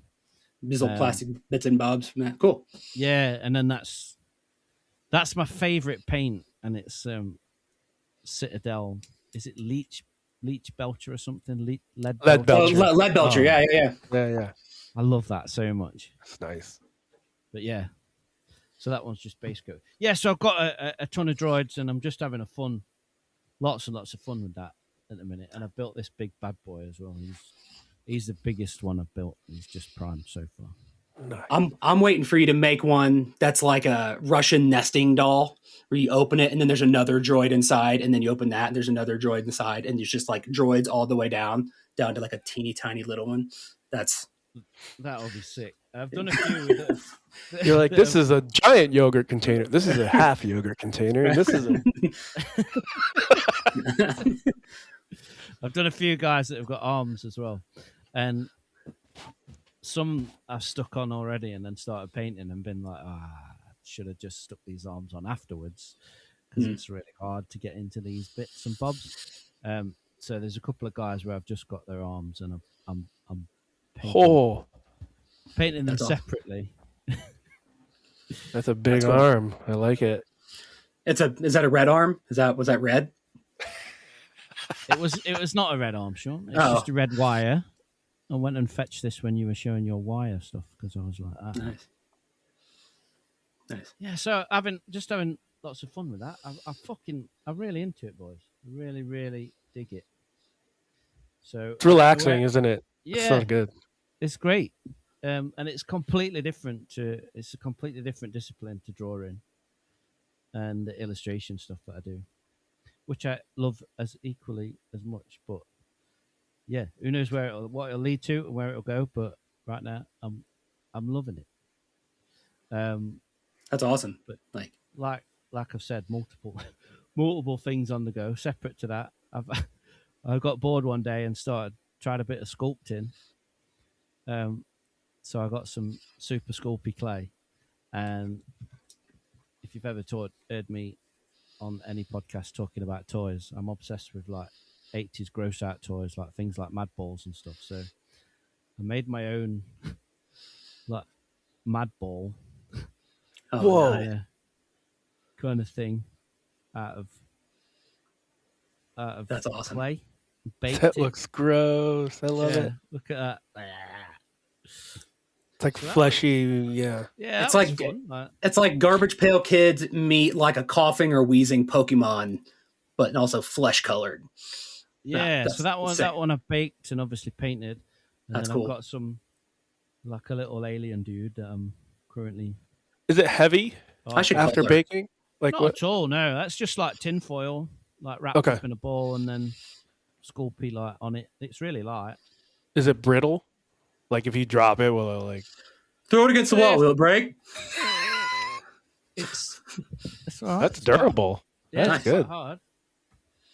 It is when it's baked. It is, yeah. But then I think I'm gonna give this guy some like tentacles or legs or something. And all right, cool. Now you just need to get some plaster. You need to make a mold, a reverse mold. Then you got to do silicone injection, and then you can have squishy versions. Yeah. So yeah, just trying out all these disciplines and having fun with it. I've got these eyeballs that I bought. Like one fits in there, and I'm just like adding. That's cool. Adding, like giblets and shit onto it, but I just keep adding bits on and see where it goes. That's awesome. Yeah, lots of different crafting, and then we've do you just do you just have them all sitting on a shelf? Is there just like a pile, like all just off camera? I see you looking around. So okay, it must be more. Mate, there's stuff everywhere, and this view that you've got right now is very, very deceiving because it's like the length of the room. But what you can't see is like all the stuff over here and over here. There's a lot of shit everywhere. But there we go. But I've got some. I'm working with a friend of mine, and we've made some toys that like bootleg toys that we're actually going to package up and take to the toy fair as well. So he's like kind of kit bashed 2 old toys from the 80s together to create like a new character, and then he's made a mold and then made them out of resin, Nice. and we're painting them together, and then I'm doing obviously all the artwork and the packaging and stuff. So yeah, but lots of projects going on. That's And cool. I've got quite That's awesome. juggling quite a few art projects as well. Currently, I was working on some Nightmare on Elm Street stuff that's for a book. It's just lots of mad shit going on. But it's good. I love it.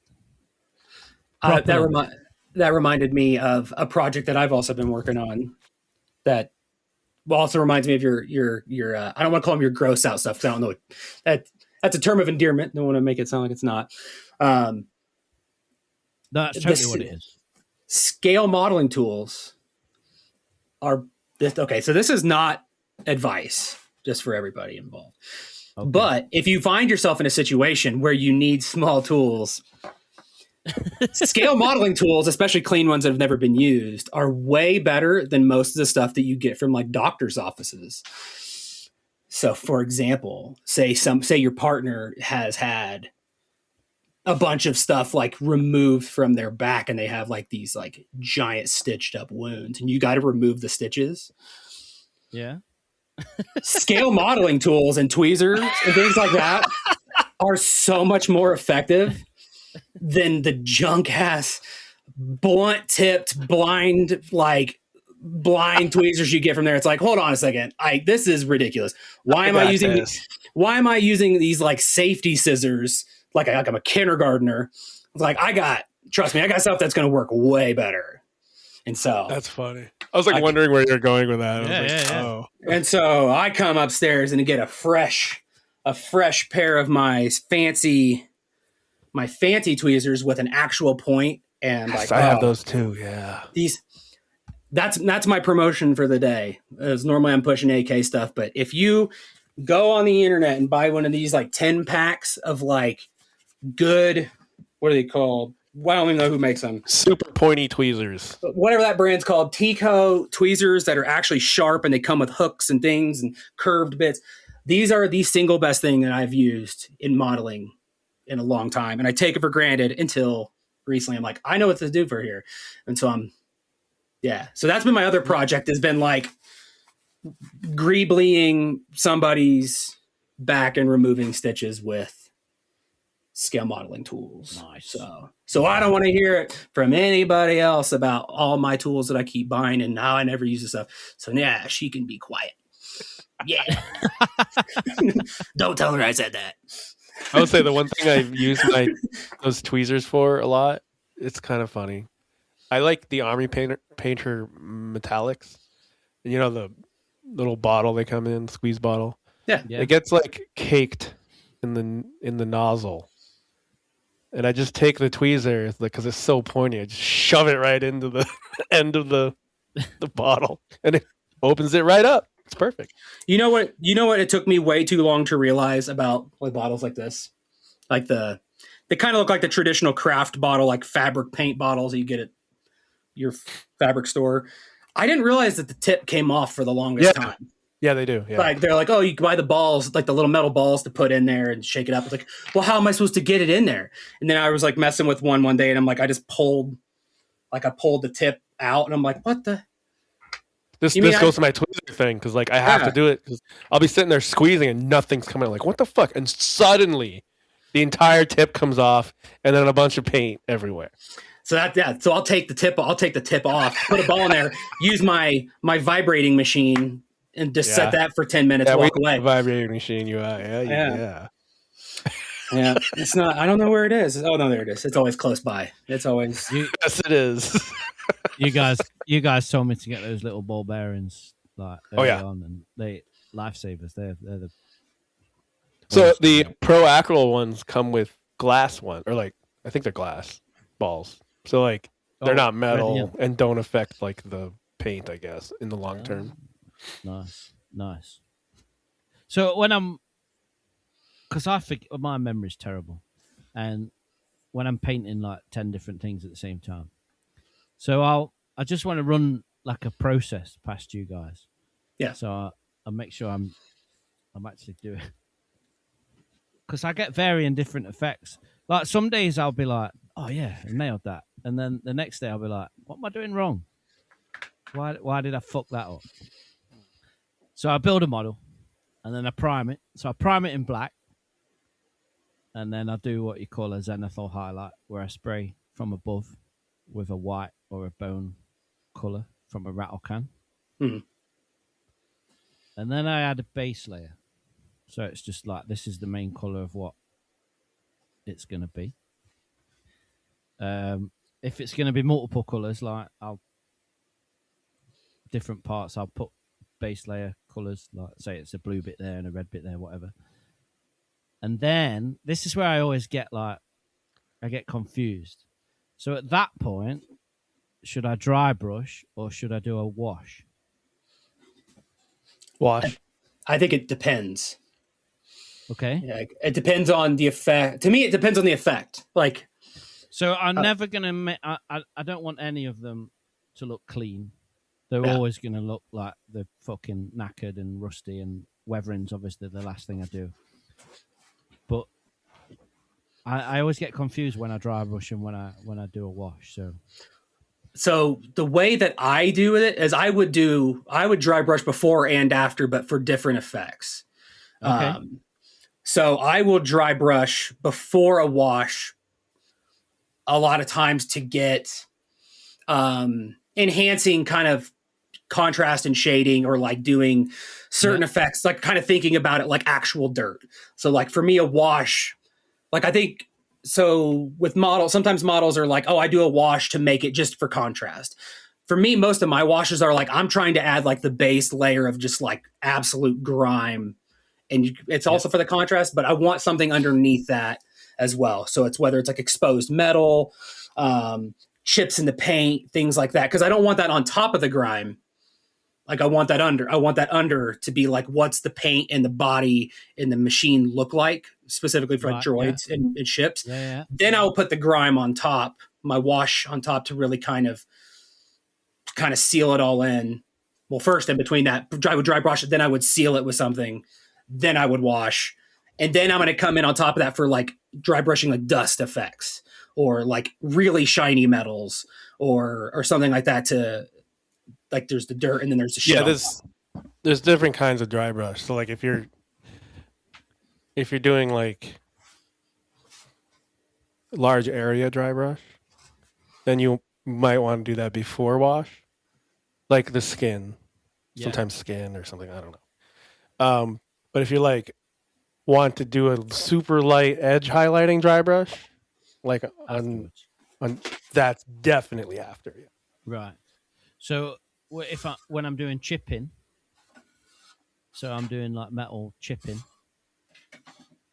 and normally I've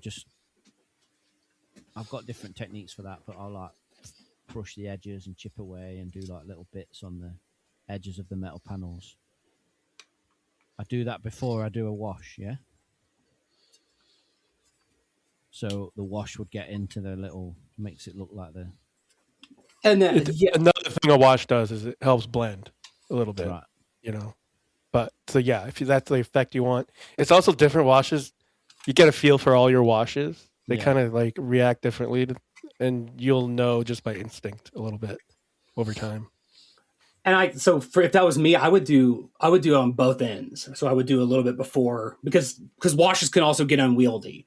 Of like, oh, I do a little bit before, then I wash, and it's like, well, shit, I just lost everything. So like, I'll do more of it again after the fact, because I wish I could say that my process for Star Wars stuff and droids and pretty much everything I build, I wish it was straightforward of like, I don't repeat myself. I do this, and then I'm done. It's like, no, it's usually step 1, 2, 3, 4, 3, 4, 3, 4, 3, 4, 3, 4, 3, 4, 5, 3, 4, 5, 6, 7, 8, 9.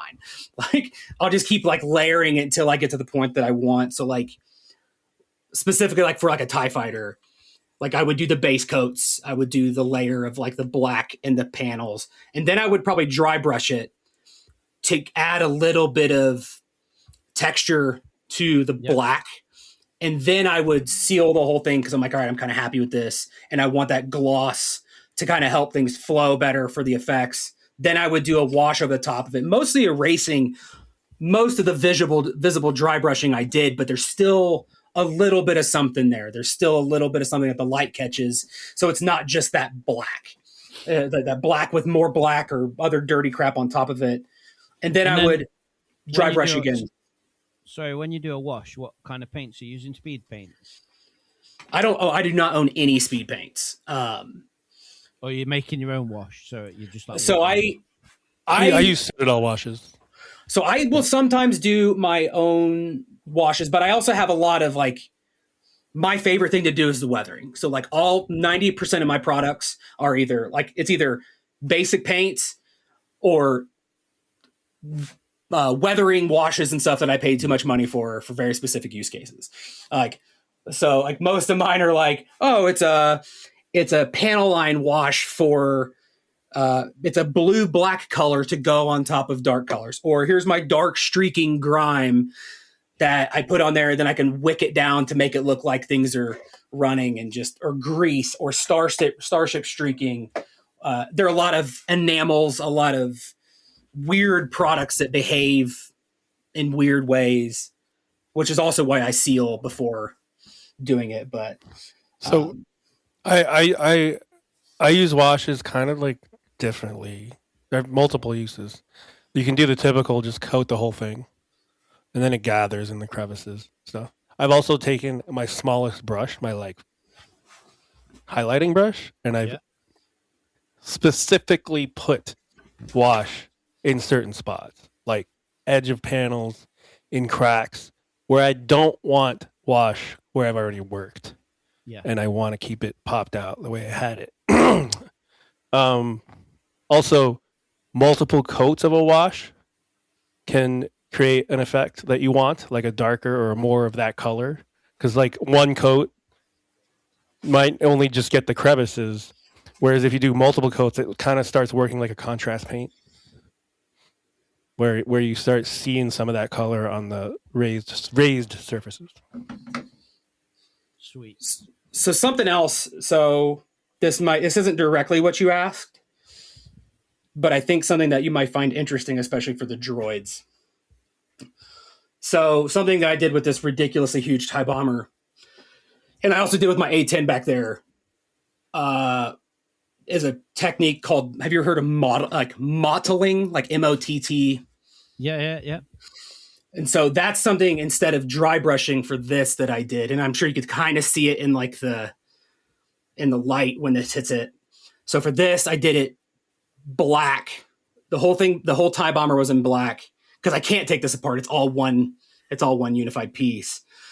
And so then after that, I did very light modeling in white. So just kind of adds variation. It just takes forever. You're just like very lightly with white, just doing squiggles all over the entire thing. And then doing your base colors on top. So that way I don't need to do any dry brushing, because it's already got like that weird variation in the light, just in the blues all throughout. I can hold it up closer. So it's very subtle. I mean, you can kind of see it there. And so then that kind of creates that airframe sitting out in the sun, UV damage, where like paint and pigment don't decay at the same rate. So you kind of get that warbled look. And so it's kind of underneath the base color, instead of trying to put shit on top of the base color to make it look dirty. It's kind of like a UV damage look that I've really picked up on. I started it with the A10 behind me, and I think I actually have a picture. I could send you a picture of what it took freaking forever, but I'm a big fan of that. It's kind of like taking that zenithal to the next step, because you're just doing it like with the airbrush like crazy. But. So I do a zenithal highlight, and then I put my base color on, and that just fucking sometimes like what was the point in that zenithal highlight? I might as well just. I think it's additive minutely, but it's generally for like you seeing where shading would be for the future. Well, and also it depends on how thick you put it on. Like sometimes if you put a thick layer base on, it's like, well, I just covered everything up. Whoops. Yeah. So I'm not watering my paints down there. My brush goes, if it's a Citadel paint, it goes fucking in that pot, or I'm squirting it in, and I'll just go straight in, bang, paint. So obviously I've learned that I need to start thinning my paints down. And Well, if you have an airbrush, you can zenithal with base colors too. So like I did with the Magnus, where I did the shadow, the bluish black from below, then I did the magenta from above, with more of a lower degree. So more so of it around. that's a fantastic segue there, Edward. It's almost like you knew what I wanted to talk about next. So I've been kindly gifted an airbrush. Whoop, whoop, join the club. So I can take my painting to the next level. Boys, I ain't got a fucking clue where to start or what to do or anything. But Neither do we. That's the thing. Neither do we. It's just kind of making up. You figure it out as you go, mostly. But obviously, I've chatted to you guys about it and about basic setup and things, and I've learned that I need to completely and utterly move my office and change everything around because I've got no access to the window currently. So I need to change my my whole office around before I can start using it because I need access to the window. But other than that, I don't know where to start, what paints to buy, what I would use the airbrush for. I think there's some good YouTube videos. Ninjon has a really good one. Ninjon. I like his stuff. Ninjon. He's on YouTube. and I think He has a good like starter paint airbrush video. Like, this is what you need and this is what you should have. And I mean, there's definitely like ways to step into it. I think if you already have an airbrush and you already have a compressor, like that gets you over like the biggest hurdle, which I think is like the analysis paralysis of like, which one do I get? Which one do I need? And it's like this whole, like, they're impossible to tell apart and some are better than others, but like you've already got one. So it's like, all right, I have this. Step one from what I've learned over time is like, I would just take the thing apart, at least like get the needle out, figure out what the pieces are, because that's the part that's the suckiest is once you've done and it's covered in paint, because cleaning it is like the most like most critical piece. It's the part that sucks the most. Like, in my opinion, I hate cleaning it. So I'm not going to like sit there and just like spray one thing and then walk away and be like, well, I'm done now. I'm going to come back tomorrow. I'm going to do a bunch at one time. And I think outside of that, the paints and stuff, I think you're fine as long as you water, like as long as you're comfortable watering it down. Like, thinner is better. And then just practicing with like a certain type of like pick a paint that you have a bunch of, thin it down to like skim milk or whatever. Milk consistency. It's like I always went with like this like skim specifically, so it's a little bit watery, but it's kind of got some viscosity to it. Then just practice with certain to me the airbrush matters, but it's more about like the paint. You can spray any kind of paint, and it's not about dialing in things exactly of like, oh, I spray at 20 psi. It's like, because it's always going to change depending, like, because you're never going to mix the paint the same way, and it's going to be the same thinness, and paints are all different. So it's just kind of getting used to. Like, even all this, just I find really daunting. Well, okay, let me simplify it. There's no like, it's not like it's more of an art than a science. Yeah. Because I think there's a lot of places online that'll say like, oh, you should shoot at 20 psi for this thing. It's like, but it's just kind of getting used to like spraying it, and you're like, okay, I'm getting like big splatters. It's like, okay, what does that mean? Or like knowing what resource to go to for that. It's like, oh, my PSI is too high, or it's drying on the needle, so whatever. Like, and it's really kind of simple once you start doing it, because you'll see things like, okay, I'm spraying too hard. Like, it's drying before it hits. Well, I'm good at that, mate. I'm good at spraying too hard. Yeah, and so it's like, and then just like but the thing that I've always learned is like, it's just, you want it thinner than you think. like, oh, this paint's pretty thin, and then you spray it, it's like, nope, that I really should have thinned that down like 50%, like 1-to-1 with like Yeah, you'll need a bottle of thinner. thinner, right? Yeah. That cleaner, you'll go through a lot of cleaner if you're changing colors a lot. And like if you're just using like acrylic paints, then just like isopropyl alcohol or like Windex or whatever. Like it's not like you paid $1 billion for this airbrush, so it's not like, oh, Windex will eat away the metal after 30 years of using it. It's like, I think you'll be okay. Like you don't need to go out and buy. My cleaner smells like Windex. I'm like, is this just Windex? Usually it is. Yeah. I use Vallejo cleaner, but yeah, I a lot of my airbrush stuff is Vallejo, so it's cleaner, thinner. I still am not sure what flow stuff would Flow be improver. used for. Yeah, flow improver. It's a retarder, so it makes it not dry as quickly. Like if you're spraying at high tip, this is shit you don't need to worry about. Like this is all shit. This is all just products you buy later on. And it's like, oh, I could use that, but really, you don't really. Yeah. You just need paint, acrylic paint, water, or some other like thinner. Water. So water. I told you about. He'll tell you like some of the accessory, like the squeeze bottle water thing with the like the nozzle that comes out. Like like the dentist has it. Dentist again. Or whatever. I don't have any of that shit. Yeah. You just square it in. And pour it, like I have like a little jar that I could just like dump stuff in. But then you can get the. I got the. What. You have it right there, I think, Shawn. What? But the thing you can just rest your airbrush on. Oh, it's in the other room. Yeah. It's like a little jar thing that has a filter on top.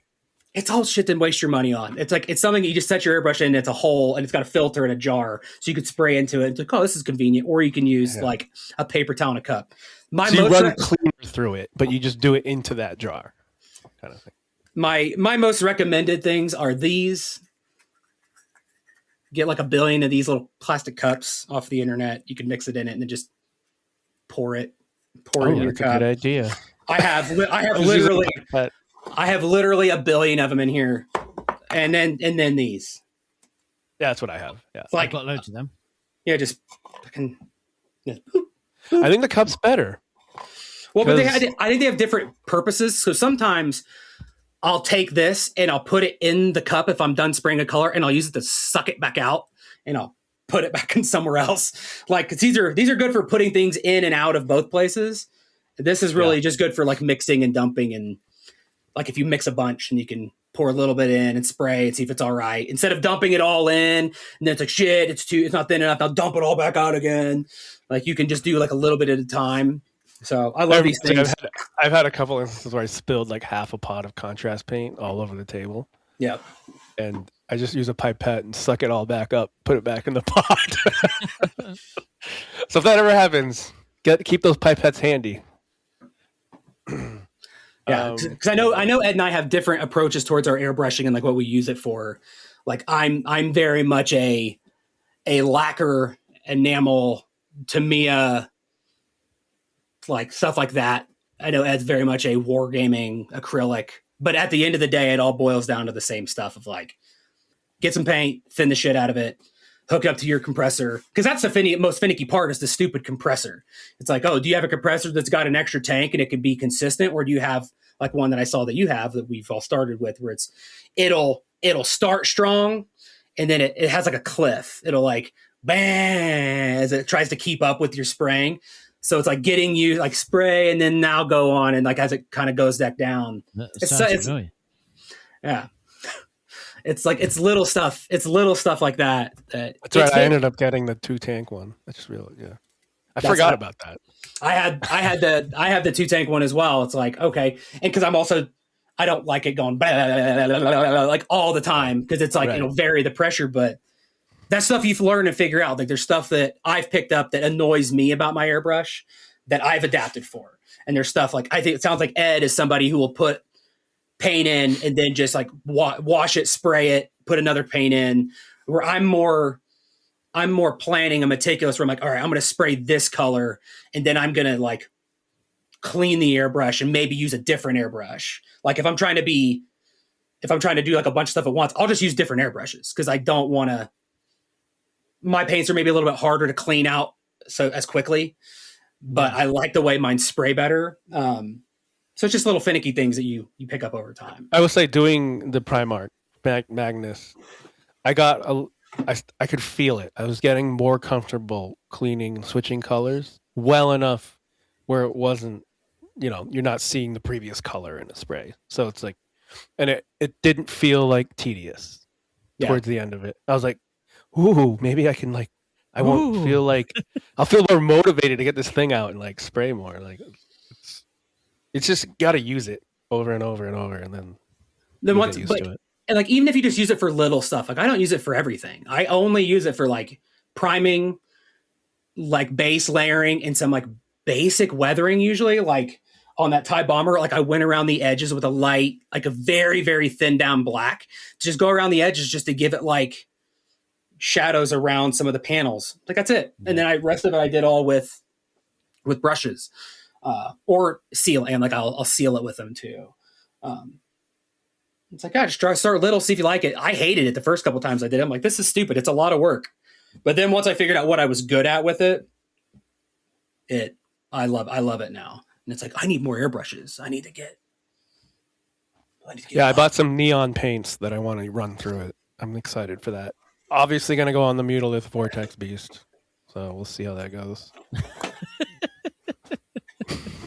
Fucking love it, Ed. I love it. Yeah, I'm excited. It's a ways away because obviously I've got to sort out my workshop first, get things in order. I mean, wait till the summer or something, or when it's warmer out. It'll be on the next batch of robots, I imagine, not this batch. So it's interesting you said you want to like rework your office. Like as somebody who's done this multiple times, like yes. I've given up on trying to have it be a permanent spot in my room just because it is so like, all right, I got to run this out the window and I don't want to just sit in here all the time. So I've kind of leaned the other way of like, oh, I'm just going to go I'm going to set it up when I need it and just batch them all out just because it is so, I think it's made me better personally for my own experience of like planning out of like, all right, today is going to be airbrushing day for these things. And I come up with a better plan so I could just go do it and then put it up and be like, I don't need this being shitting up my area anymore. Because it does. Like even if you have a ventilation, if you have a mask and stuff like that, smell still lingers and stuff like that. So yeah, I don't keep mine dedicatedly like set up. But if I have an excuse though to move my office around, I'm going. That's true. That's good. I'm using this as an excuse because we built this is we convert. This was the old garage. Garage, as it's properly said. We converted it during COVID. So what's that? Coming up on 6 years ago. I bet I've had it 4 or 5 different configurations of where everything is in here. You know what I mean? You just got to. The more toys you buy, the more room I have to, more shelf space I have to find. You just need to make more shelves. That's the key. That's it. I'm not buying Legos. I'm like, I'd rather have miniatures, even though I do love Legos, but it's just like, where do you put them? Dude, honestly, that's been the biggest shift in my collecting. Like, I'll be like, modeling has slowed me down because I'm like, oh, I don't get the same satisfaction. I still love toys. I clearly have a shit ton of them. Like, I don't enjoy the Action Fleet Galoob or Micro Galaxy Squadron stuff as much because it doesn't have the detail. You know, it does Bandai, but I have to build it. Yeah. So I can get it and stack them up and be like, well, if I want it, I got to build it. So it's slowing me down. And they're cheap. It's stupid how cheap they are sometimes. It's like I can buy a model kit that entertains me for 2.5 years. Or I can, for the same price as a Micro Galaxy Squadron thing. So, I don't know. Sweet. Yep. I'm excited for you, Chris. I'm excited, but I'm also daunted. Which is normal. That's normal. Yeah. But I got to, like everything, the first time I built a trash bot, or whatever you want to call them, and started painting it, you got to trust the process. just dive in and go for it. I'm going to call And them. you learn from it if it's a mistake. So, yeah. I'm going to call them junk droids. Junk. It's like junk, gonk, and junk, like a junk Nice. droid. Junk droids. Because I've got to brand it, mate. So I need a name, innit? Junk That's good. droids. Yeah. Cool. So that's another brilliant segue. Do you want to play a little game with me? Let's do it. Right. So the reason I got into building these droids in the first place is I started watching a guy on YouTube called Bill Making Stuff. And he's a trash builder, crafter, builds all sorts of stuff. Started out just building droids and things like that. But he's made his own like universe where everything lives. So everything he builds now is for that universe. But every year he does something called the Big Bot Bash. And Ooh. he invites all his YouTube friends to the Big Bot Bash, and there's rules to it, which I'll get to in a minute. And everyone that's invited makes a video, and at the end of the month in March every year, there's like 20 odd videos to watch on a big playlist of all different YouTube creators building these droids. But this year he's opened it up to everyone, and he's put out the prompt list, which I'm about to send you guys. All right. Very cool. I just thought it'd be a little fun little thing, even if you don't want to participate. Basically, oh my god. Okay, I can read it now. You need a D20, which I've got right here, and you roll for every segment. So you roll for head, and then you roll for arms, you roll for body, you roll for legs, and then you roll for flavor, which is kind of like that's so cool. The vibe of it. So I just thought it'd be funny if we all rolled and then wrote down the attributes that we've got.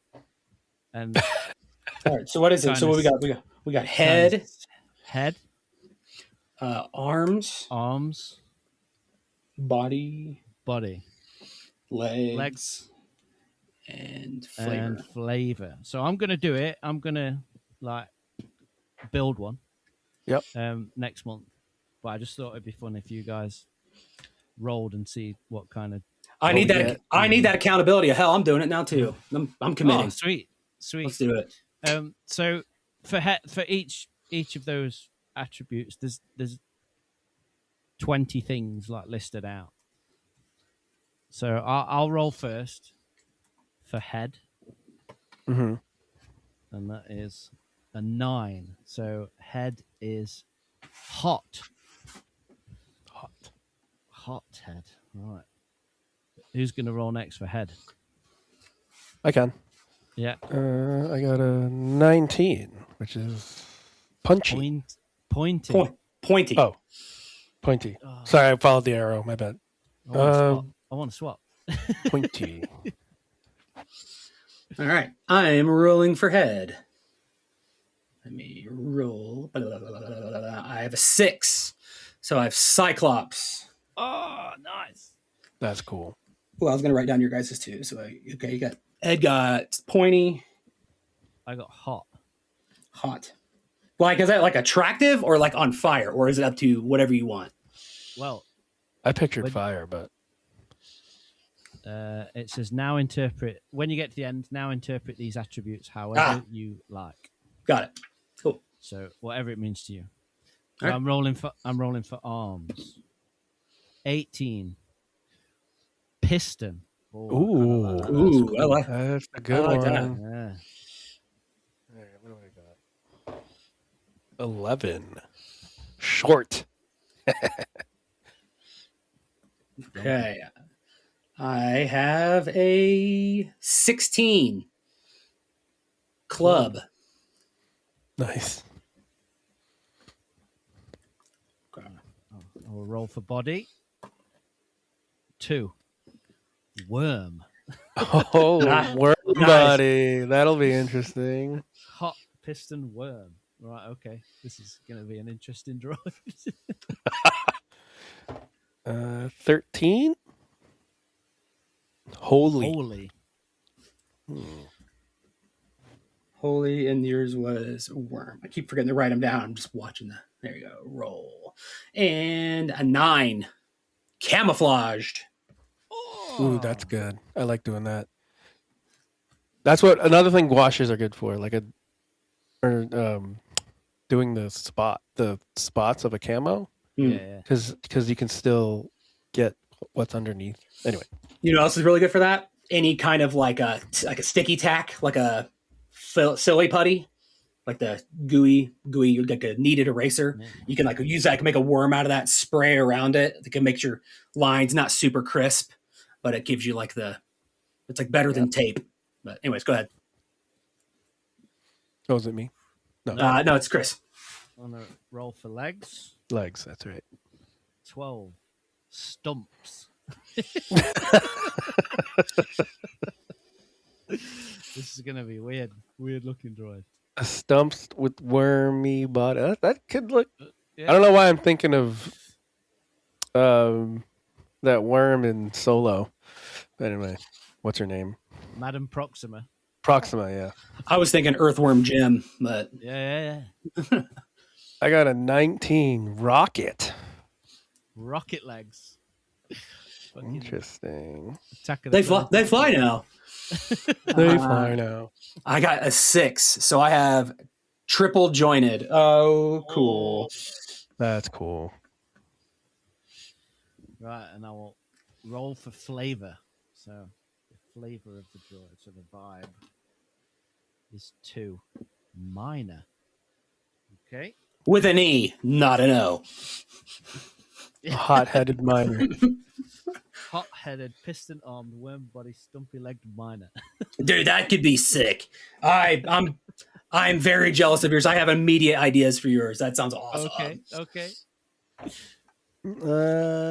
18. A killer. Oh! Dude.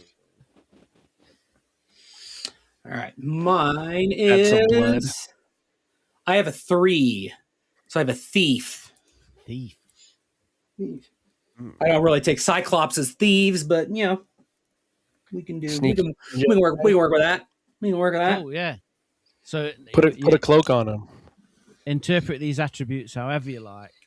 And it's a trash building, scratch building, kit bashing, sculpting, illustration challenge, no 3D prints.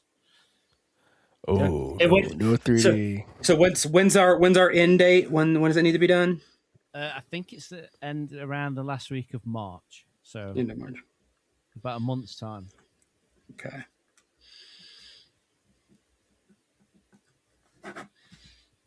Okay. And it's droids. Big bias bot. Yeah. Big bot. Pointy-headed, short arms, holy body. I like everything except the holy. It's throwing me off. Yeah, but it could be like holy as in religious. So you could be wearing like some kind of like you know Could what I mean? be. Except there's an E, holy. But yeah, Interpret it how you like. true. It could be the alternative spelling. I mean, you could build whatever body you wanted, but he's got bullet holes in him head. Bullet holes. That's holy. Oh, and it could be like you could interpret it as like the legs, like if they're mechanical, there could be gaps like in gears and like do like metal legs, but like you have gaps, like femur and tibia, like there's like gaps in between them, like there's no flesh. Like it's not weird, random Swiss cheese. Just like it's actually, he doesn't need anything there. He has his gaps between the moving parts, like the panels are removed. That would be sick. Nice. So yeah, join in if you want. Have fun. But yeah, it's gonna be rad. All right, all of my other projects are pushed to the side, and now I'm working on this. This happens every time. Sorry, guys. No, I like this. This is cool. Until next week when another project comes up. Everything's pushed to the side. So well, see, but now there's accountability now, so I have to do it. Jackson saw that I'd got some D20s, and he was like, "Oh, what have you got these for?" Because he's watched the previous year's like Big Bot Bash videos. It's really cool, actually, how different YouTubers with the different styles, like interpret the different droids that they build. But anyway, he got really excited and he was like, "Oh!" I told him what it was for, and he rolled a couple. So I did a few with Jackson, and then he drew his, and he's drawn like little bots that Oh, that's a good idea. Yeah. match his attributes. I was like, "You got to do 2, mate, and then they can have a fight and battle." He was well into it, so it's good. Yeah, roll the dice for whether you win or not, Yeah. or if you hit, do damage. And then he saw when I saw her got these D20s. He's like, the first thing he said was like, "Dad, you're not going to start playing Dungeons and Dragons, are you?" I was like, "What if I did?" He was like, "You've already got enough hobbies." You're grounded. You're grounded. Is he interested in it at all? In Probably not. Dungeons and Dragons. I don't think so. No. Yeah. He's probably just thinking, "Dad, you got to get over Stranger Things, mate. It's finished. It's over. It's done." But, yeah, cool. Has anyone got anything else they want to? We can talk about gemming next time because we're running low on time. For me, anyway. Yeah, cool. I'm over here sketching my droid, my bot idea. I love it. I love how into you got into that shit. Wicked. Damn, I wish I didn't have a camo body. That's the only thing that's messing with me. But I guess yeah, this will be good. I'm digging it. At least it's not a worm body. Yeah. What if it's multiple worms? Okay. Hot head. How am I gonna interpret that? A hot head. Give him a chiseled jawline, just like a worm, but he's got like a jaw, like a sculpted jaw. It's really, really hot. Yeah. I would just do a giant flame around his head. Piston arms. That's gonna be hard. Ugh. Why did I do this? Anyway, it's done. It's done. Sweet. I'm a fan. I'm digging it. I'm working on that. All right. Well, it's nice to catch up after a year off. a year and some change. Let's not leave it as long. I look forward to sharing my bot design in March of 2027. Yep. And, we'll just bring in the celebration with us. How about that? Oh yeah, that's gonna be fun. Yeah, that was a good one. I don't know how to outro this. Thank you for listening. If you have stuff that you're working on or that you've completed or that you're doing, or if you have questions or comments, feel free to reach out to either one of our 2 podcasts and we can route it, because we still haven't kind of kicked this thing up into its own individual podcast. So just send them to either one and we know how to get it. Should we start an Instagram for this just to like post what we're talking about?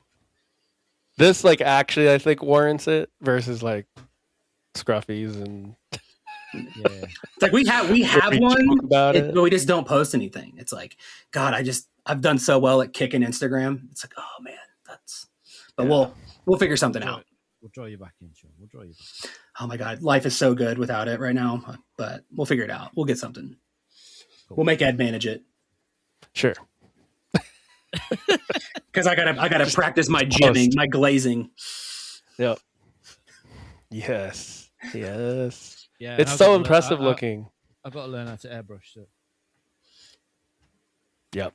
And I've got 10 droids to finish and another one to build now. So airbrush will speed things up once you get a hang of it. All right. Well, thanks for listening. Catch you in another year when we come back for another episode. Just kidding. It's going to be a lot sooner than that, hopefully. But yeah, thanks for listening. Awesome. Bye. Cheers, guys. See ya. Cheers. Later.